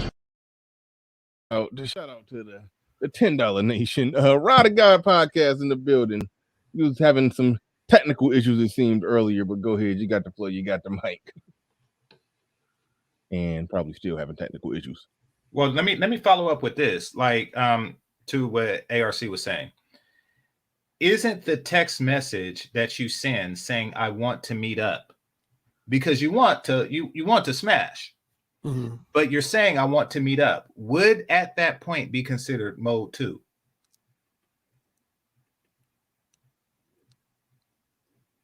Wait, if I just came out of the blue and said I want to meet up with you? No, so you text her, I want to meet up with you, because you were saying that text messages is used for making appointments, but you're texting that you want to meet up. You're not texting. Oh no, I wasn't speaking for myself. No, I don't ever start off a text message by saying I want to meet up, because as you know, I don't go on dates with women that I'm just looking to have casual sex. If my objective is casual sex, I'm all about inviting them over to my place or asking them when am I going to come on that place. But for me, now some other guys do, and I was just saying that kind of generally speaking. I said generally, I think men should only use text to set up a face-to-face meeting or determine a good date. Hey, yeah, I'm stepping away for a quick second, Joe. Okay. But as it specifically relates to my Mode 1 style, with a woman I met online. Now, a lot of women I met, my initial meeting was face-to-face. But if I say met a woman, like I use the example of Black People Meet, what I would usually do, the first thing I would say through the Black People Meet system, message system, I would say, here's my number. Give me a call at your earliest convenience or when it tickles your fancy to do so. And if you feel comfortable enough to give me your number, I'll take your number too. That's how I would always start off a conversation in written form, electronic form. Mm-hmm. If a woman act like let's say a woman said, well, no, I want to talk on here first for the first couple of weeks and get to know you, I would immediately be like, oh, no, that don't work for me. Take care. Bye-bye. And that's what I tell clients. If a woman says, I only want to talk to you through text. I only want to talk to you through email. I only want to talk to you through this online dating app. That's when I'm like, leader, because that's a time waster. That's a woman just looking for attention. If a woman ain't willing to jump on the phone with me, I immediately dismiss them. So, I agree with the time. I would only talk to women that would agree to talk on the phone with me. Well, I agree with the time wasters online. All right, one last thing. Because I wish Pablo was still here, but Pablo was saying, about the bad actors and stuff like that as far as dating coaches go. So if a young man or even an older man was looking for a dating coach, how would he be able to weed out the bad actors? Like, should he ask for receipts or should he ask for, what should he ask for to prove that? Here's what I tell guys. I say, here's one simple thing. There's a few things. But if I had to narrow down to just one thing that you could tell a guy is a bullshit dating coach, he's basically a snake oil salesman or a scam artist. If the first thing he says is he can pretty much guarantee you, which is what a lot of PUAs used to do in the 2000s, and why they had that site PUA hate soon after. Any guy who says, hey, man, if you follow my advice, if you follow all my methods, techniques, etc., I will guarantee you that you're going to improve both the quantity and quality of your sex partners. That motherfucker lying. He's lying. Any dating coach, any PUA who says that or even suggests that, they're fucking lying. I don't ever guarantee none of it. Since going all the way back to 1999 when I came on the scene, I have never come out marketing and guaranteeing guys, hey, if you read all my books, I guarantee. Now, is that possible? Yeah, it's possible that a percentage of my clients can increase the quantity and or improve the quality of sex. So it's possible. But as far as guaranteeing it, I don't ever guarantee it. The only thing I guarantee to clients is you'll never end up in the friend zone if you Mode 1 with women. I don't ever guarantee them that they can get laid. But I do guarantee clients, I say, if you follow all my Mode 1 advice, you will never, ever, ever be friend zoned by a woman, and you will never waste time or money pursuing the companionship of women who are not interested in you. But yeah, that's what I tell guys. The first red flag is if guys guarantee, oh man, you only mess around with 4, 5s, and 6s now. Well, if you follow my method, you gonna be messing around with nothing but 8s, 9s, and 10s. That's a damn lie. Well, you got to think, if there's a guy out there that's 5'3", 400 pounds, with 5 teeth in his mouth, and he only takes a bath once a month, do you think any PUA out here that's just gonna help that motherfucker with some CDs and DVDs? Well, I mean, if on that CD and DVD it says take a bath and lose weight, then yeah, that would be helpful. And get some like $10,000 worth of dental work. Yeah, exactly. That would be the key right there. But that $10,000 worth of dental work. But yeah, so I mean, yeah, these guys. But yeah, no, there's a lot of guys. Yeah, there's a lot of guys. Oh, and another thing which was mentioned earlier, I think, by Pablo, is simply, for just some from just my own opinion. So I know how to read people, man. And it's some people that just came out of the blue marketing themselves as a dating coach, but I can listen to them. I can tell that they really haven't had years developing. Like, I give one story I always tell. I was doing a one-on-one face-to-face coaching session with a client, and as we were wrapping up, he just kind of was looking at me, and I was like, "What's up?"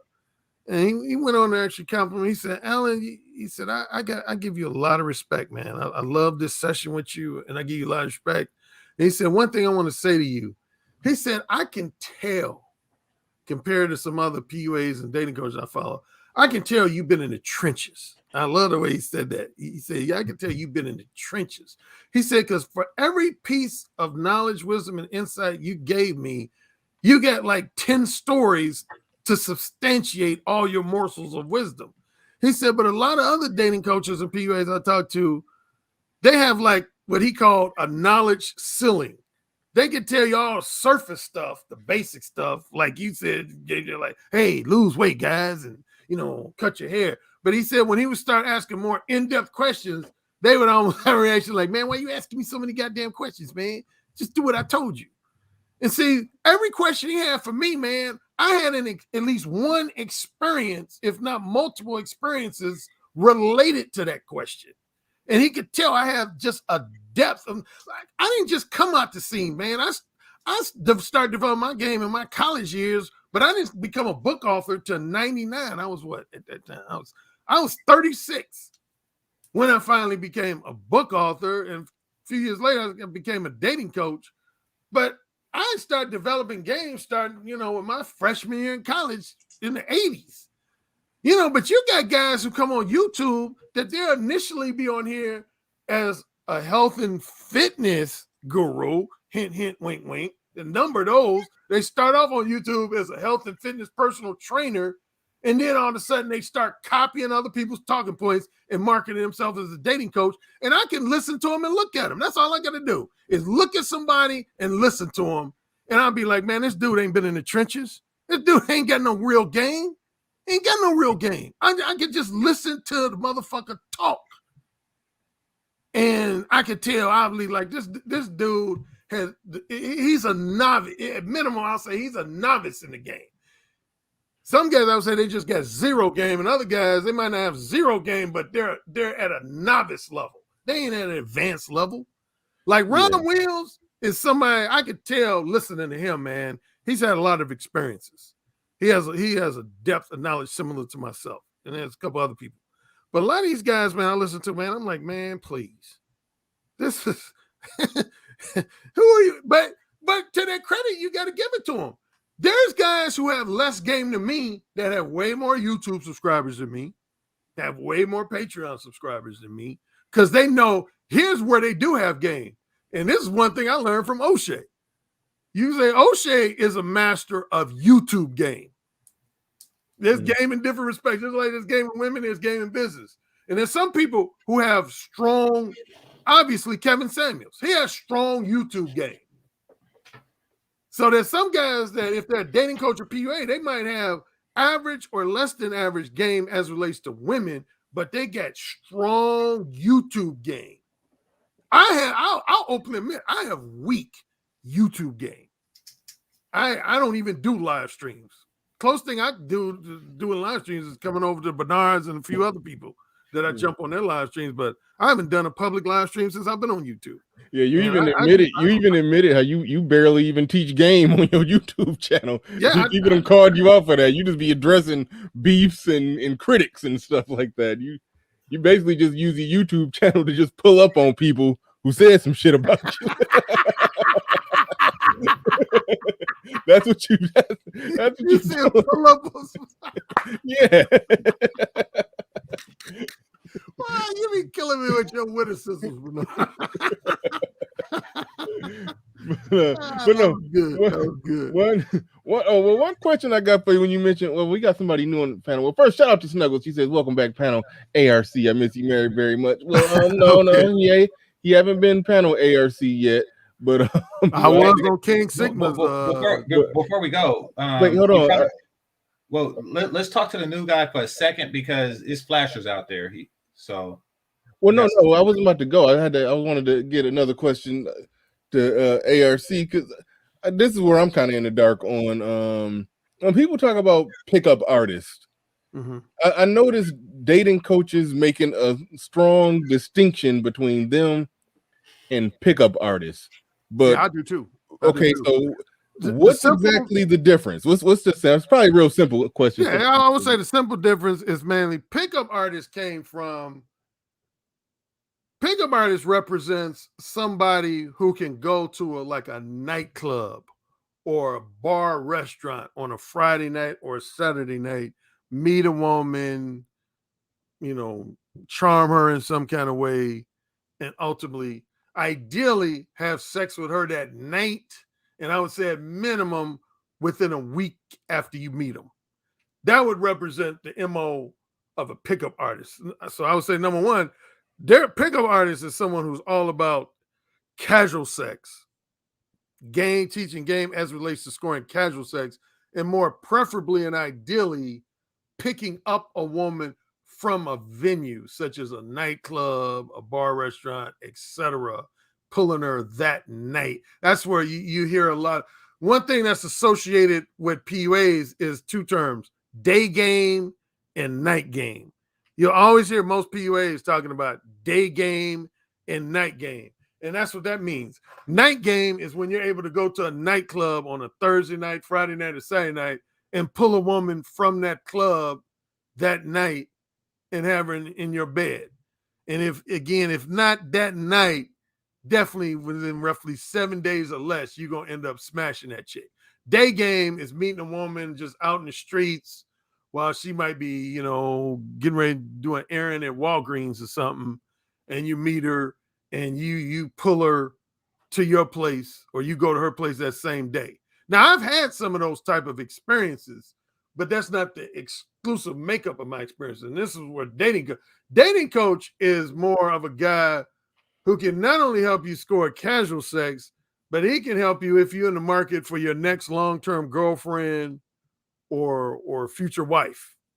So he can handle both long-term and short-term relationships in both monogamous and non-monogamous relationships. Whereas PUAs is all about short-term non-monogamous sex. So that's the general and simple distinction. Okay, so it sounds like it's basic. It's overlap until you get into the point of a potential long-term relationship. Exactly. But other than that, then I still, even with your definition, I still view them as the same. Just one of them goes a step further. Just it takes the extra step once you want a relationship. Because that's a simple way of putting it. Yeah, I would say that. Yeah. Oh, okay. All right. We got the Contrarian in the building. Go ahead. You got the floor. You got the mic. Hey, good morning. Glad to join the Brotherhood of Men today. Morning.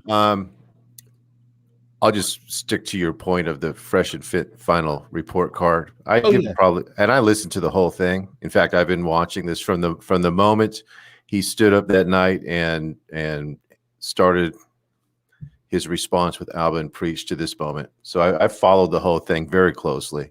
Mm-hmm. I would say I'd give him a C- last night. I think they did what they had to do for their people, the people that follow them. And I think if you feel one way about them, I don't think it changed much. I don't think there was a lot of anti-Fresh and Fit people that walked away saying, okay, well, it's all good with me now. And I think they raked in a lot of good revenue. I think they're still very smart and savvy in what they're doing with their channel. I've never felt that they were going to be completely dead. I think they've still got a very strong following, and they're going to continue to have their podcast. This was definitely a hit. I'm not sure that it's entirely over, but I think last night probably went a long way towards burying a lot of this. And I think probably by the end of the week, unless there's any new and big revelations, we probably won't be talking about it much anymore. That's the great thing in the entertainment and social world. There's always a new scandal that comes across. In fact, when you're in their situation, you're praying for it, so it'll kind of bump you off the front page. But that's just, overall, based on your question that's on the screen, I'd give them a C-. I think they did enough to kind of stabilize the hemorrhaging for the moment. Yeah, I don't know if their overall grade would be, well, I mean, you technically can calculate it, seeing as I got all the total categories up there. But I think the what's her name? Nina Unrated, I think they did a good job of explaining that situation, how they didn't do anything wrong there. And I think they came out on top with the Miss Cheeks situation. It's like, dude, don't go in raw on the OnlyFans model. And I think they came out all the way on top with the Alpha. What is his name? What's his name? His YouTube channel? The guy that pulled up on him. That's Ayunde. Yeah, Ayunde. Yeah, the guy that pulled up to promote his YouTube channel. Basically, that's how I look at that. He pulled up on them to promote his YouTube channel. And yeah, look, people in the chat room. Like, I know y'all don't like Sister George, but y'all don't have to time her out on site. Could y'all just stop timing her out? Anyway, who was that that timed her out? Anyway, all right. All right, but anyway, they did good with the Ayunde thing. They did good with that. So it was some situations that they did good that were blown up. The situations that weren't blown up is the Anna Quinn, and that's really, other than the Abby and Priest situation where they did, go a little berserk on that one. They went berserk on that one. They deserve some criticism for how they reacted to that. They deserve criticism, a lot of criticism for the Anna Quinn situation. And Fresh was just dumb as hell for him to post a picture of him buying that gun. Then I don't think he bought it for Preach, but it was just the timing was a little bit off at the on time. that one. That timing was terrible, and they allegedly been talking greasy about Kevin Samuels, which is a bad play as well. And they did address that, but it's a one-sided address because the other side hadn't really explained their side of it. But either way, I'm going on the authority of O'Shea that they was clowning. So I'm just trusting O'Shea. Believe I don't know. But if I could just interject on that, it really doesn't matter to me what they've said about Kevin Samuels or anybody else. I mean, we're all grown men, and we know there's 2 or 3 different conversations that take place in life. You can still respect your friend or your acquaintance or the person and then sometimes we talk a little shit at the moment. I mean, that's just kind of who we are. On any particular day, we might be feeling a certain way, say, man, F him or something like that. These conversations take place all the time. I guarantee you, every single name that we could list here has said something about somebody plenty of times. I think it's poor form when people start pulling those private conversations out in an attempt. And let me just be on the record here. I don't have any stake in this. I'm not a Fresh and Fit fan. I give them credit where I enjoy their entertainment. I think they have a fantastically produced podcast, but I also think that they're snake oil salesmen.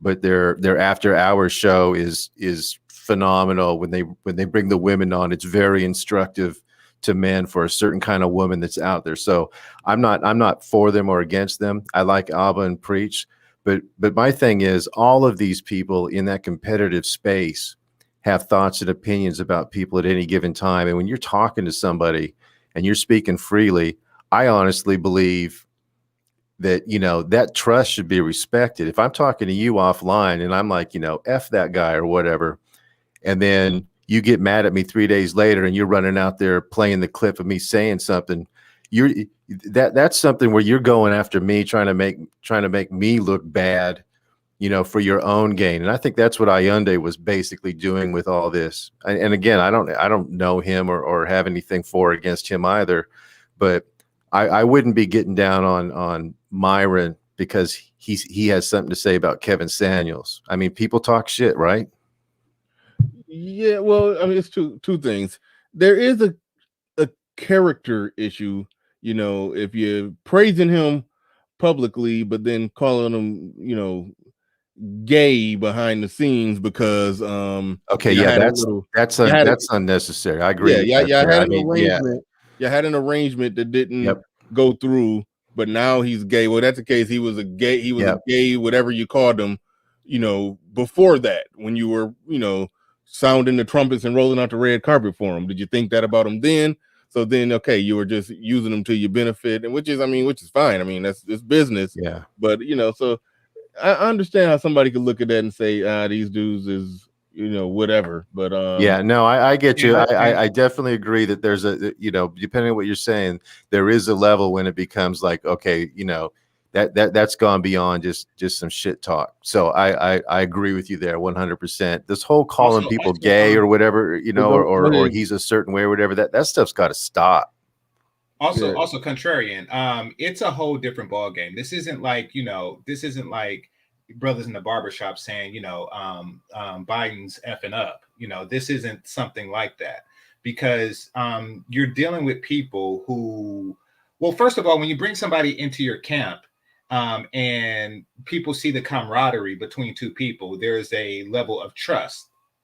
There's a level of trust between the two. And basically, if, like, people expect somebody, your enemy, to say stuff like calling Kevin the F word. They expect that from people like Tommy or something like that. So it has no credence. But when somebody that's in your camp says it, or somebody who is seen to be embraced by you says it, it holds a lot more weight. No, that's true. I totally agree with that. And and it's really, and I'm not saying that they're doing this, but it is saboteur behavior when someone does that. They're deliberately trying to diminish people's outlook on an individual in order to aggrandize themselves. It could be that. And you're right. You're right. I agree with that. Also, to their defense, they didn't say that publicly. But it is a clip that's out there of them kind of going in on Kevin Samuels publicly, but it was in a certain context. But again, so that one, a lot of that's coming from O'Shea, and he's just saying, I better hope Kevin Samuels don't formally respond to it or show receipts. But so that one is still kind of out in the open. I hope Kevin Samuels actually don't even touch on it. I agree with you. In fact, in Kevin Samuels' position, and I look at all of this just from a public relations standpoint, Kevin doesn't have to say anything. Kevin's got enough loyal followers and people in general that respect him and like him. They're saying it all for him. He has no business trying to come down from where he is and getting into this. He just needs to keep on doing what he's doing because everybody's taking care of it for him. So that's my opinion on how he should address it. Yeah, well, I mean, he always got a way of addressing stuff without addressing it. Where he'll talk about it. He'll talk about it without being very direct. But if you know, you know. And so that's that. But overall, I mean, I'm divided on where I'm going to rank that one. The whole Kevin Samuels thing, because again, there's a hearsay element to it. We haven't formally heard Kevin's side. They presented their evidence showing that they were reaching out and he was ignoring them. So that's why they basically just got on some fuck Kevin Samuels type stuff. But I don't know. Against them. I don't know. That kind of worked against them because it shows, like they have motive to be petty. And I'm not saying that they were petty. I'm just saying, like, if people suspected that they were petty, they're saying, like, this is why he didn't call me back. He didn't call me back. Like, you know. Yeah, but see, the thing is, they were adjusting their, and this is in their defense, they were, according to them, they were adjusting their start time because of Kevin Samuels. Sure. And they were trying to talk to him and be like, hey, this ain't exactly working out. And they try to talk to him about doing another collaboration. And he was ignoring them. So that's when they were just like, well, forget it. We're just going to go on when we want to go on. And we're going to go on at 10. But then when you couple it with how much they saying they competitive and that they were on camera kind of dissing him a little bit, and it's behind the scenes reports of them talking shit about him all the way up to calling him gay, it does look bad on their character. It does. Well, and I can see it from their standpoint, because if I may, right quick, like it's a give and take, really. And I agree with you, Bernard. It is hard to assess because on one hand, their show isn't small. It's not like mine. They don't have a small show. It's a large show, and to ask them to adjust their hours is a big ask because there's money on the table. And it is a reasonable counter ask to say, yeah, like I'll do that for you, but in return, could we get another interview? I do understand that aspect of it, but Kevin has a right to say no or ignore. And do they take it too far with sabotaging behavior, allegedly? And using the F word and all that crap, Yeah. So yeah, it's a slippery slope. Yeah, it is. My bad, contrary. No. It's all good. Just on that particular point of like the show scheduling, I know I've seen some of the chat comments. You could just look at TV shows. I can totally see where they would want to say, hey, why don't we capitalize and have different times, so when they're watching one show they can finish and go straight to the other show, and then we're getting higher viewership in the algorithm. I mean, that's a perfectly legitimate business approach to maximizing your revenue. And then, at least from the sounds of it, they weren't getting any response to the response they wanted, and it rubbed them the wrong way. Perfectly understandable. But to go on with those kind of more slanderous comments and then have them come out certainly doesn't put them in a good light. I agree. But we also want to, that these are still alleged. The behind the scenes comment, Right. And as far as push-ups go, yeah, and I covered that too. Yeah, that dude, you say it had nothing to do with Preach. It did have something to do with Preach. Like he was capitalizing on his, on their reputation for ducking a fade. He's like, okay, they already ducked one fade this week. If I come through, this would be an opportunity to show them ducking another. Like, whatever happened months ago. So the timing is just too perfect. Yeah, well, when I said it ain't have nothing to do with Preach, it was alleged that they that Preach sent them, like Preach had been talking to them, like Fresh. That, yeah. Yeah, Fresh was saying that, well, he was pointing out the simple fact that every time that they talked to them recently, they were mentioning Abby and Preach, and then when they pulled up and allegedly kicked the door down, he looked back at the phone and said, "See Preach," or whatever, or "See Abby and Preach," or "See Preach." They weak. These dudes some punks or something like that. He said something like that. I can't remember the exact words, but so they were dropping the name, but I think that was all just part of their using the moment, like you just said. They were using that moment, to try to, I don't know.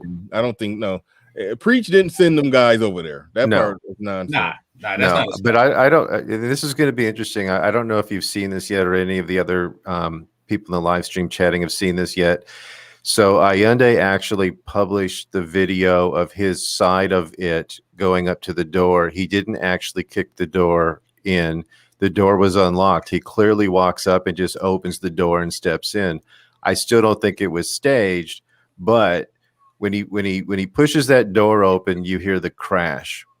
right? That's even when you watch the video, you can hear the bang. It never really sounded like a door being kicked into me, but it's going to be interesting to see how that plays with people as more people today start seeing that video, because there's already a group of people who thinks the whole thing was staged. And now you have Ayande's own video where he walks up and he pauses for a moment.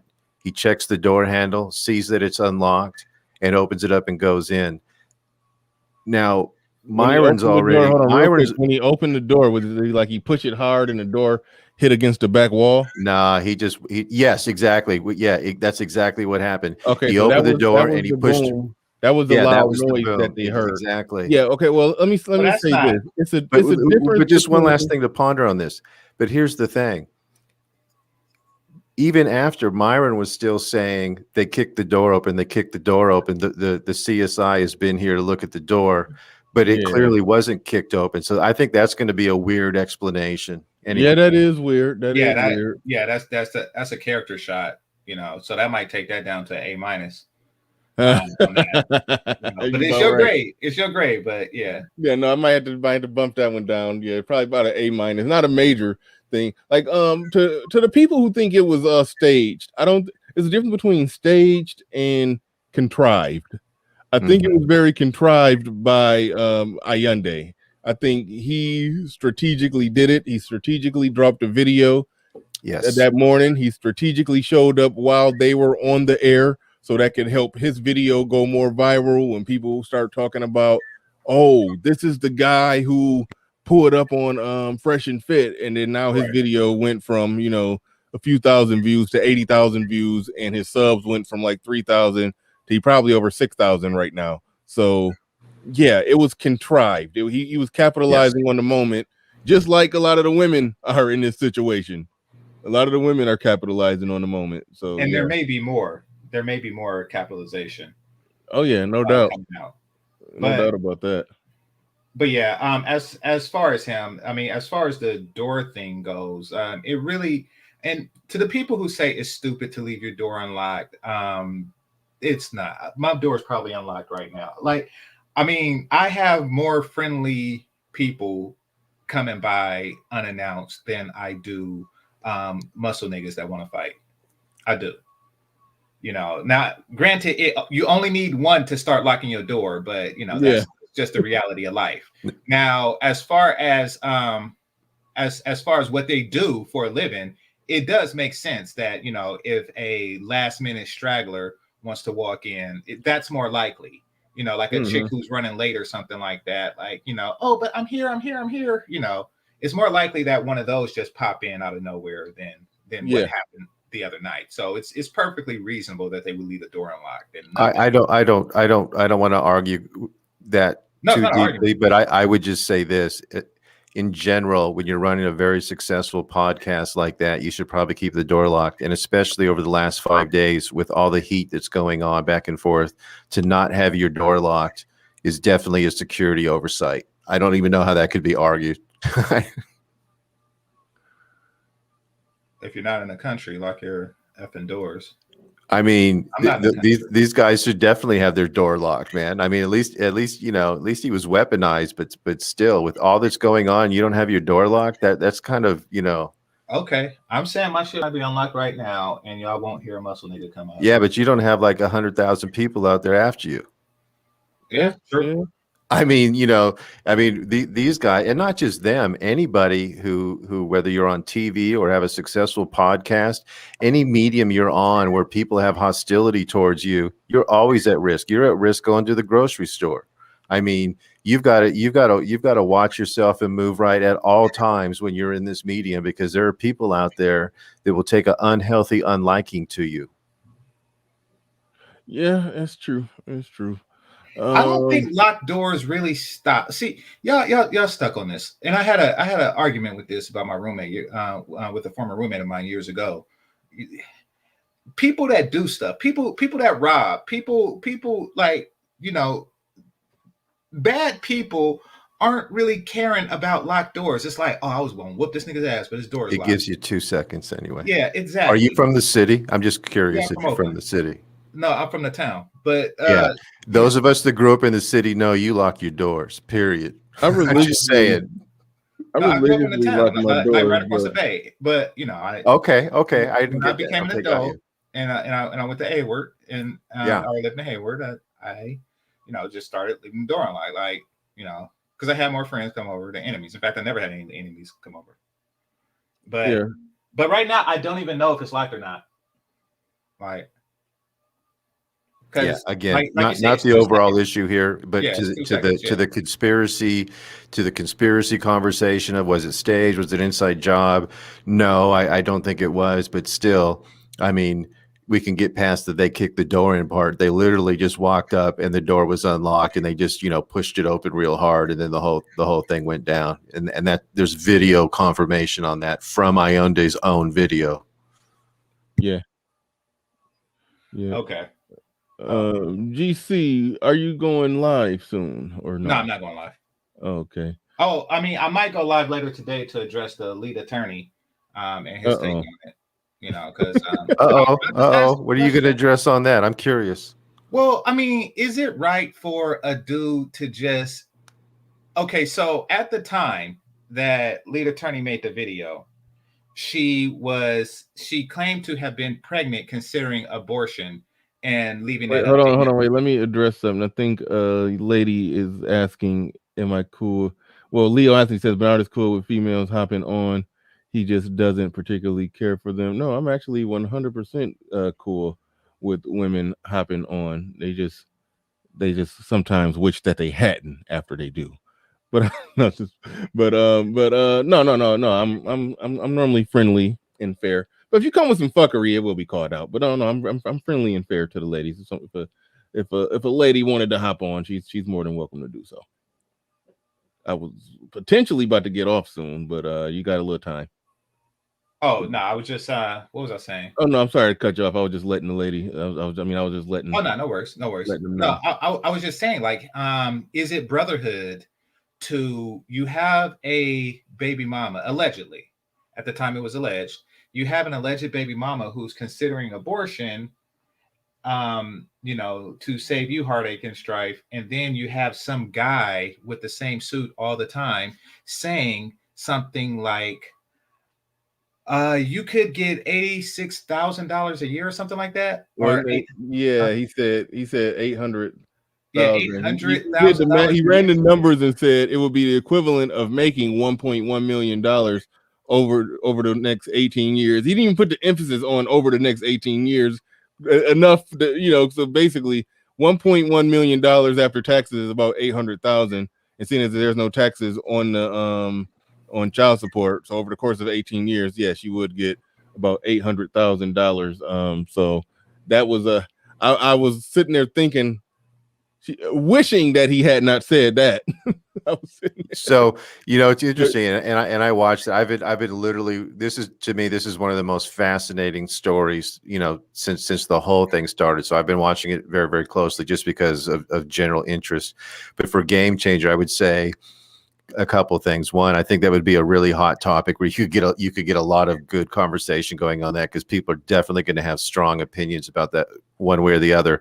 I look at all of this through the lens of he's an attorney, that's his lane, and he was explaining to his viewers, the financial impact of making these kind of decisions as a man. So I don't think he's violating. That's my own opinion. I don't think he's violating any sort of brotherhood principles or anything. But I will say, when he was going through the numbers, I couldn't help but to think. And again, Myron made his decisions, but I was like, if she didn't know already, if she didn't know already what goodness was coming her way, she sure does now. Yeah, that's why I was like, I wish he was influencing her decision. He maybe said, hey, if you don't do it, there's $1.2 million. But I'm not going to hold another man responsible for another man's mistake. At the end of the day, Myron's the one who got himself into that situation. I'm not going to go after the lead attorney because he spit the numbers. What I mean? What you said right there, that was why I was a little disappointed in the lead attorney because he didn't go down this route. And again, there's just plenty of times I've had conversations with people when it was a whole completely different angle that later on that night when I'm laying in the bed, it slipped. I realized, damn it, I didn't even ask this very important question. So I'm not going to completely knock him for this, but from everything that I saw, he didn't ask her enough questions about how do you even know you're pregnant? Exactly. Yeah, exactly. Weeks, have you been to the doctor? Is there an ultrasound? There's no ultrasound. There's no she like can you produce? Can you even produce a positive pregnancy test from a little Walgreens thing? Like, do you have an iota of evidence that you're actually pregnant? Let alone whether or not it's Myron's. That's a whole nother thing. Well, what's weird is I haven't seen Myron address that. You would, no, he if did. I was Myron. Oh, did he? Okay. He did. Okay. He did a call on her and everything. He recorded a conversation that they had and everything. And that must have been when I was refreshing my water. Pregnant with his child. So yeah, that conversation literally tells me that she's not pregnant. I mean, well, she could be, but she has no evidence that she's pregnant other than a rich man hit it raw. A rich and famous guy hit it raw. That's her evidence that she's pregnant. Yeah, like that's what I would have been if I was in a conversation with her. That's what I would be trying to unearth right there. 100%. Because how many times has a female told a man, "I'm pregnant," knowing damn well she wasn't. I mean, not even just that. No, when I was doing my monologue earlier, I explained how when I was married, there was 3 times when me and my ex-wife, at least 3, probably was more. I'm probably only remembering 3 times because I'm thinking 3 times we actually went to the doctor to get it to find out for sure. But probably more times than that where she thought she was pregnant because, then keep in mind, this is a married woman. She got no reason to lie to her husband to try to pin a baby on her husband. She literally was feeling some cramps that felt sort of like pregnant cramps. She literally was feeling some type of sickness that felt eerily similar to morning sickness. And she was feeling that at the same time on like 4 or 5 different occasions throughout the course of a 13-year marriage. She was feeling like she was pregnant, but then we went to the doctor and she wasn't. So somebody saying that they're pregnant is not evidence for pregnant. You don't know that you're pregnant. I mean, and you bare minimum, you need to show some positive pregnancy tests that you peed on. And so that's good evidence that you're pregnant. And you don't even have full proof into a doctor confirmed via ultrasound that you're pregnant. So she's self-diagnosing herself at 2 weeks. Yep. That's why I was upset. I listened to like 3 hours of the lead attorney when she was on there. I didn't hear him go in. I didn't hear him go down that route. So that was the only thing I would knock him on. Now, Game Changer, that's a little. Wait, she was on there. Could you put that link in the private chat? Yeah. I like the lead attorney. I'll send it to you. It's still public. Yeah. Okay. I mean, keep in mind, he asked her a lot of good questions. It just that was the glaring one for me that I wanted to hear, and it was. It's deliberate to not ask that question. That's that lawyer shit. So, say you're a criminal lawyer, and you know that the person you're defending has the gun underneath the table, and you just refuse to look underneath the table. Like, I examined the place and I seen no gun, like that's you're doing it deliberately. You're not going to seek evidence that you don't want to be there. So, and he was also, because I watched it, he was also saying, for the sake of argument, let's just assume, right? So, the other side of, is she actually pregnant or is she not? And if she is it actually Myron's or is it not? If she is in fact pregnant and she chooses to move on and keep the baby, obviously Myron's going to want to get a paternity test. So, I would just say from his perspective, whether she's pregnant or not, it's in his best interest to keep saying it's not mine, right? Because, the moment he says, it's probably mine, that's not a good legal stance for him. And we don't know who she's messing with or not. So his best move is just to say, hey, maybe she's pregnant, but it's not necessarily mine. we'll see when she has the baby. Yeah. Even we'll see if the before baby comes out with no hairline. Oh, no, he do got a hairline. It's just no hair Yeah, behind the line. Behind it, That's a different Hey, type now. of baldness where you That's still true. got a hairline. I mean, I would actually take that. If I can keep a fresh hairline, but just a little light or extremely light on the top, I can live with that more than having a full blown Mr. Burns type of deal or George Jefferson. He's still got some time left. That works when you still have the line, especially if you're a tall dude, and he is, because the women look up and they just see the line part. They don't. Yeah. You got to get on one knee and propose before they see the top. He's real close to just need to take it all off. He'll be okay. No, he can ride that out. He can ride that out for a little. He can keep that going for a little bit longer. But damn it, what was I going to say? I was going to say something. We was going down the right. We were talking about the lead attorney, but I didn't know that he did a full interview with her. Exactly. Well, it wasn't a formal interview. She just hopped up on the panel, and he he asked her a lot of questions, and it was some good questions. It was a good conversation. I don't think he really pulled back that much, but as far as I know, somebody in his chat said she started beatboxing when he started asking for proof. But I think he's talking about Myron when Myron was asking for the proof that she's actually pregnant. I was going down the wrong path.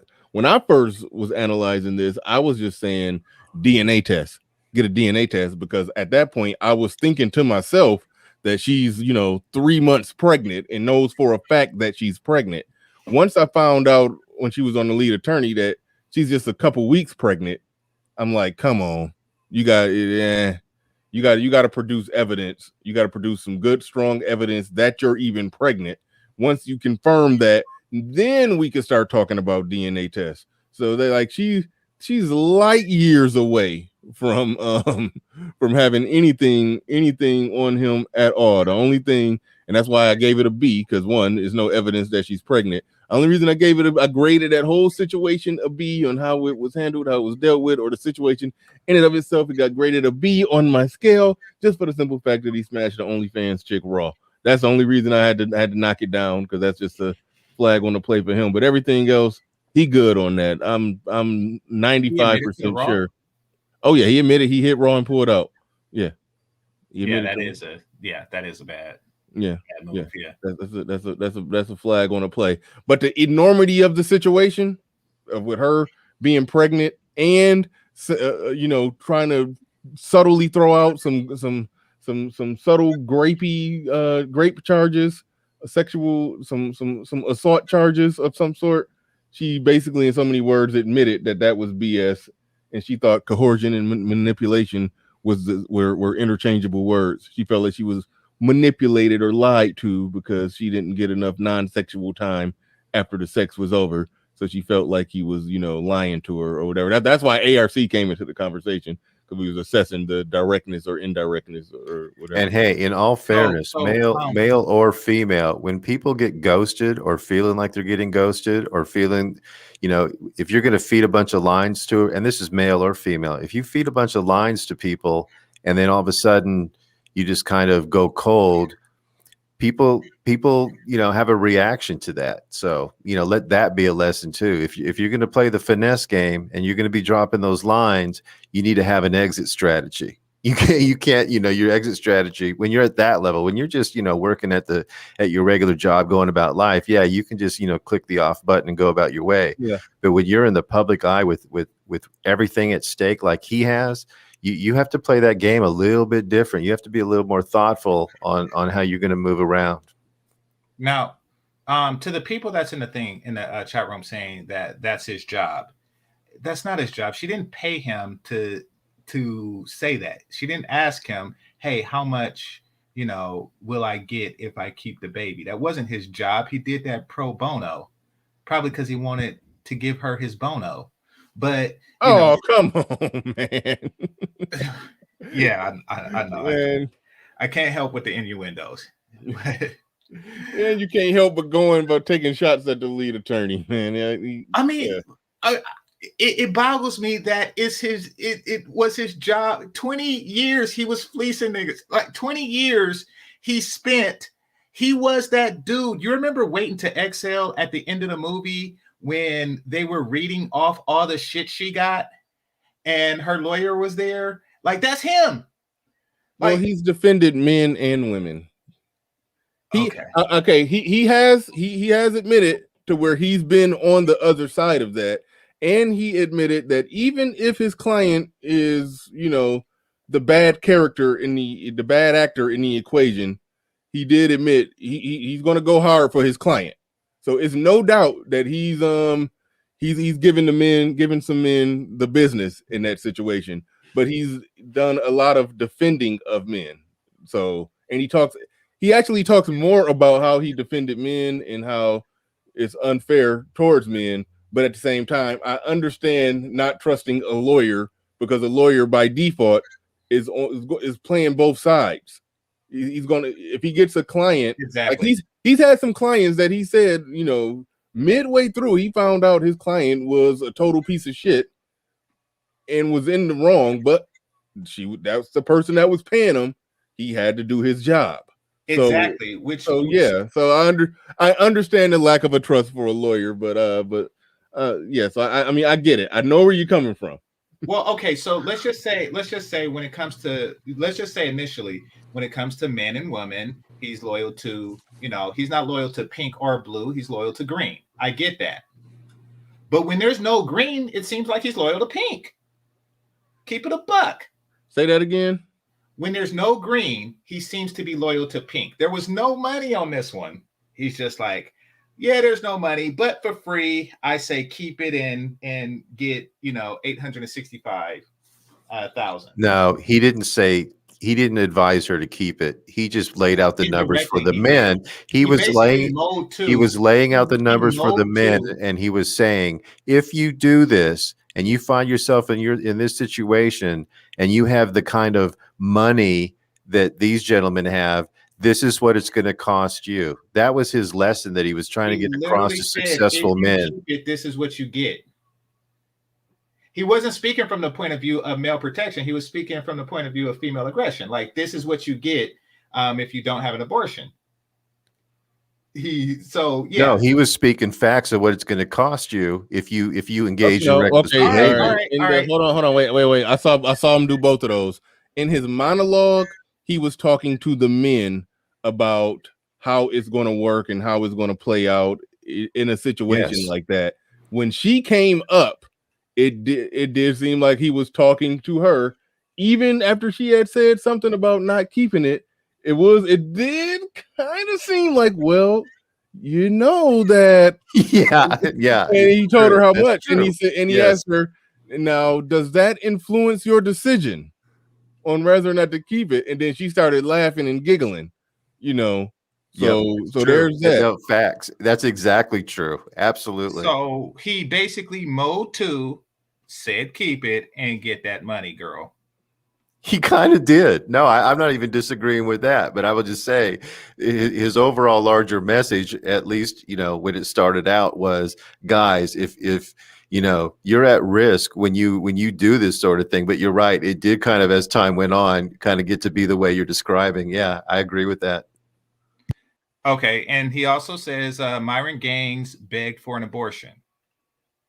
Enough. Let's address all of these issues. So he basically understands that the man wants an abortion, and that's when he comes with the numbers on how much she would lose if he gets an abortion. Like, yeah, that's okay. And I have the clip of when he did it here. Would you like for me to share? I mean, I guess. Okay. Well, there he is. All right. Let me do a share screen. Give me a second. Wait. I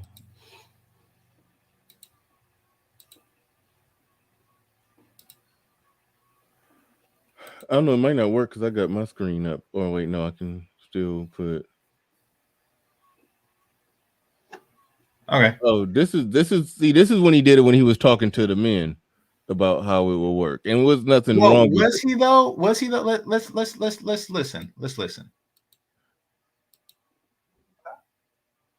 How about that? Now, You guys ready for this? Let's talk about child support. All right, let me take a step back. None of this is legal advice. We're going to calculate his child support. Y'all hear that laugh? Y'all hear that laugh? Kind of like a LGBT Skeletor. Y'all hear that? All right, man. All right, I'm gonna let you. Okay, my bad, no. Bernard. my bad, Bernard. But no, I just want to say that it was nefarious. I shouldn't say LGBT. I'm gonna just say it was nefarious. No, nefarious. I don't know. A lot of us laugh and add humor to our commentary. How about this, GC? We'll do it this way. Well, just save this. Go ahead and watch it, and watch how he did it here. Watch how he did it when he had her up on the show and the whole, and just save it for your show. I'll share it, okay. and we'll because Okay, my bad. You be going ham on the lead attorney, and I got no problem with him, and so I don't even want to. I don't even want my name. I don't want my name on the criticism. I understand, but no, it's not reaching. Okay, just come watch it later. Come watch it later. GC gonna go live. I'll share it because hey, GC entitled to his opinion on the situation. But if you have a chance to actually watch his interaction with her, you'll see that he wasn't just completely just one-sided towards her. I mean, they kind of let her have it, and she was trying to go off on him on some stuff. And he's a gentleman, but he did keep it real far more times than not. More times he kept it real more times than not. So that I will say that. Khalil said the lead attorney is full of it. Okay, some people don't like him. I see. Shame on him and anyone else who took the testimony of a woman at face value. As we know, women lie and deceive as a matter of habit. All right. Thank you for the super chat. Appreciate that. Thank you for the super chat. Appreciate that. Before the billions said lead attorney always keeps it real. Shout out to you. But all right, y'all just be looking out for Game Changers analysis of the situation later today. But it's that time. I got to get up out of here. All right, man. Thanks for having me on. You have a great day. No doubt. Thanks. Thanks. What was I trying to do? Trying to dot I's and cross T's. There's anything? You forgot to play the Everything You Want. You like that a little too much. I think you just Well, I'm gonna show you why. There's like a grits man in the background, a black man on the billboard that looked like he sell grits, and that part is funny to me. Well, hold on. I never even noticed that. Hold on. What do we get for $10? Everything you want. Everything? Everything. What the hell was that? I know. You see, y'all thought I was looking at the Everything You Want. That I think that looked like something about the expression on his face that just keep me cracking up. Yeah, he looked like he's yeah. So, oh shit! All right. But I'd like to formally thank everybody for coming through today. Everybody who liked, share, subscribe, super chat, Cash App, whatever you did to support the stream in any way, shape, or form. Thank you, and we are out of here. Peace. Hey, but right quick. Apologies to the making fun of the laugh thing. No, that was in poor taste. I have my opinions of TLA, but that was in poor taste. So my apologies. Yeah. You said, what did you call it? A sinister. I'm not gonna repeat it because I'll just say it was sinister, but and leave it at that. But yeah. Yeah. You charged him up a bit. Let me time out Sister George before I leave. Oh, somebody else did it for me. Thank you, Great Britain. Thank you. Let me just do that too. All right, let's time her out. All right, y'all. We out of here, y'all. Peace.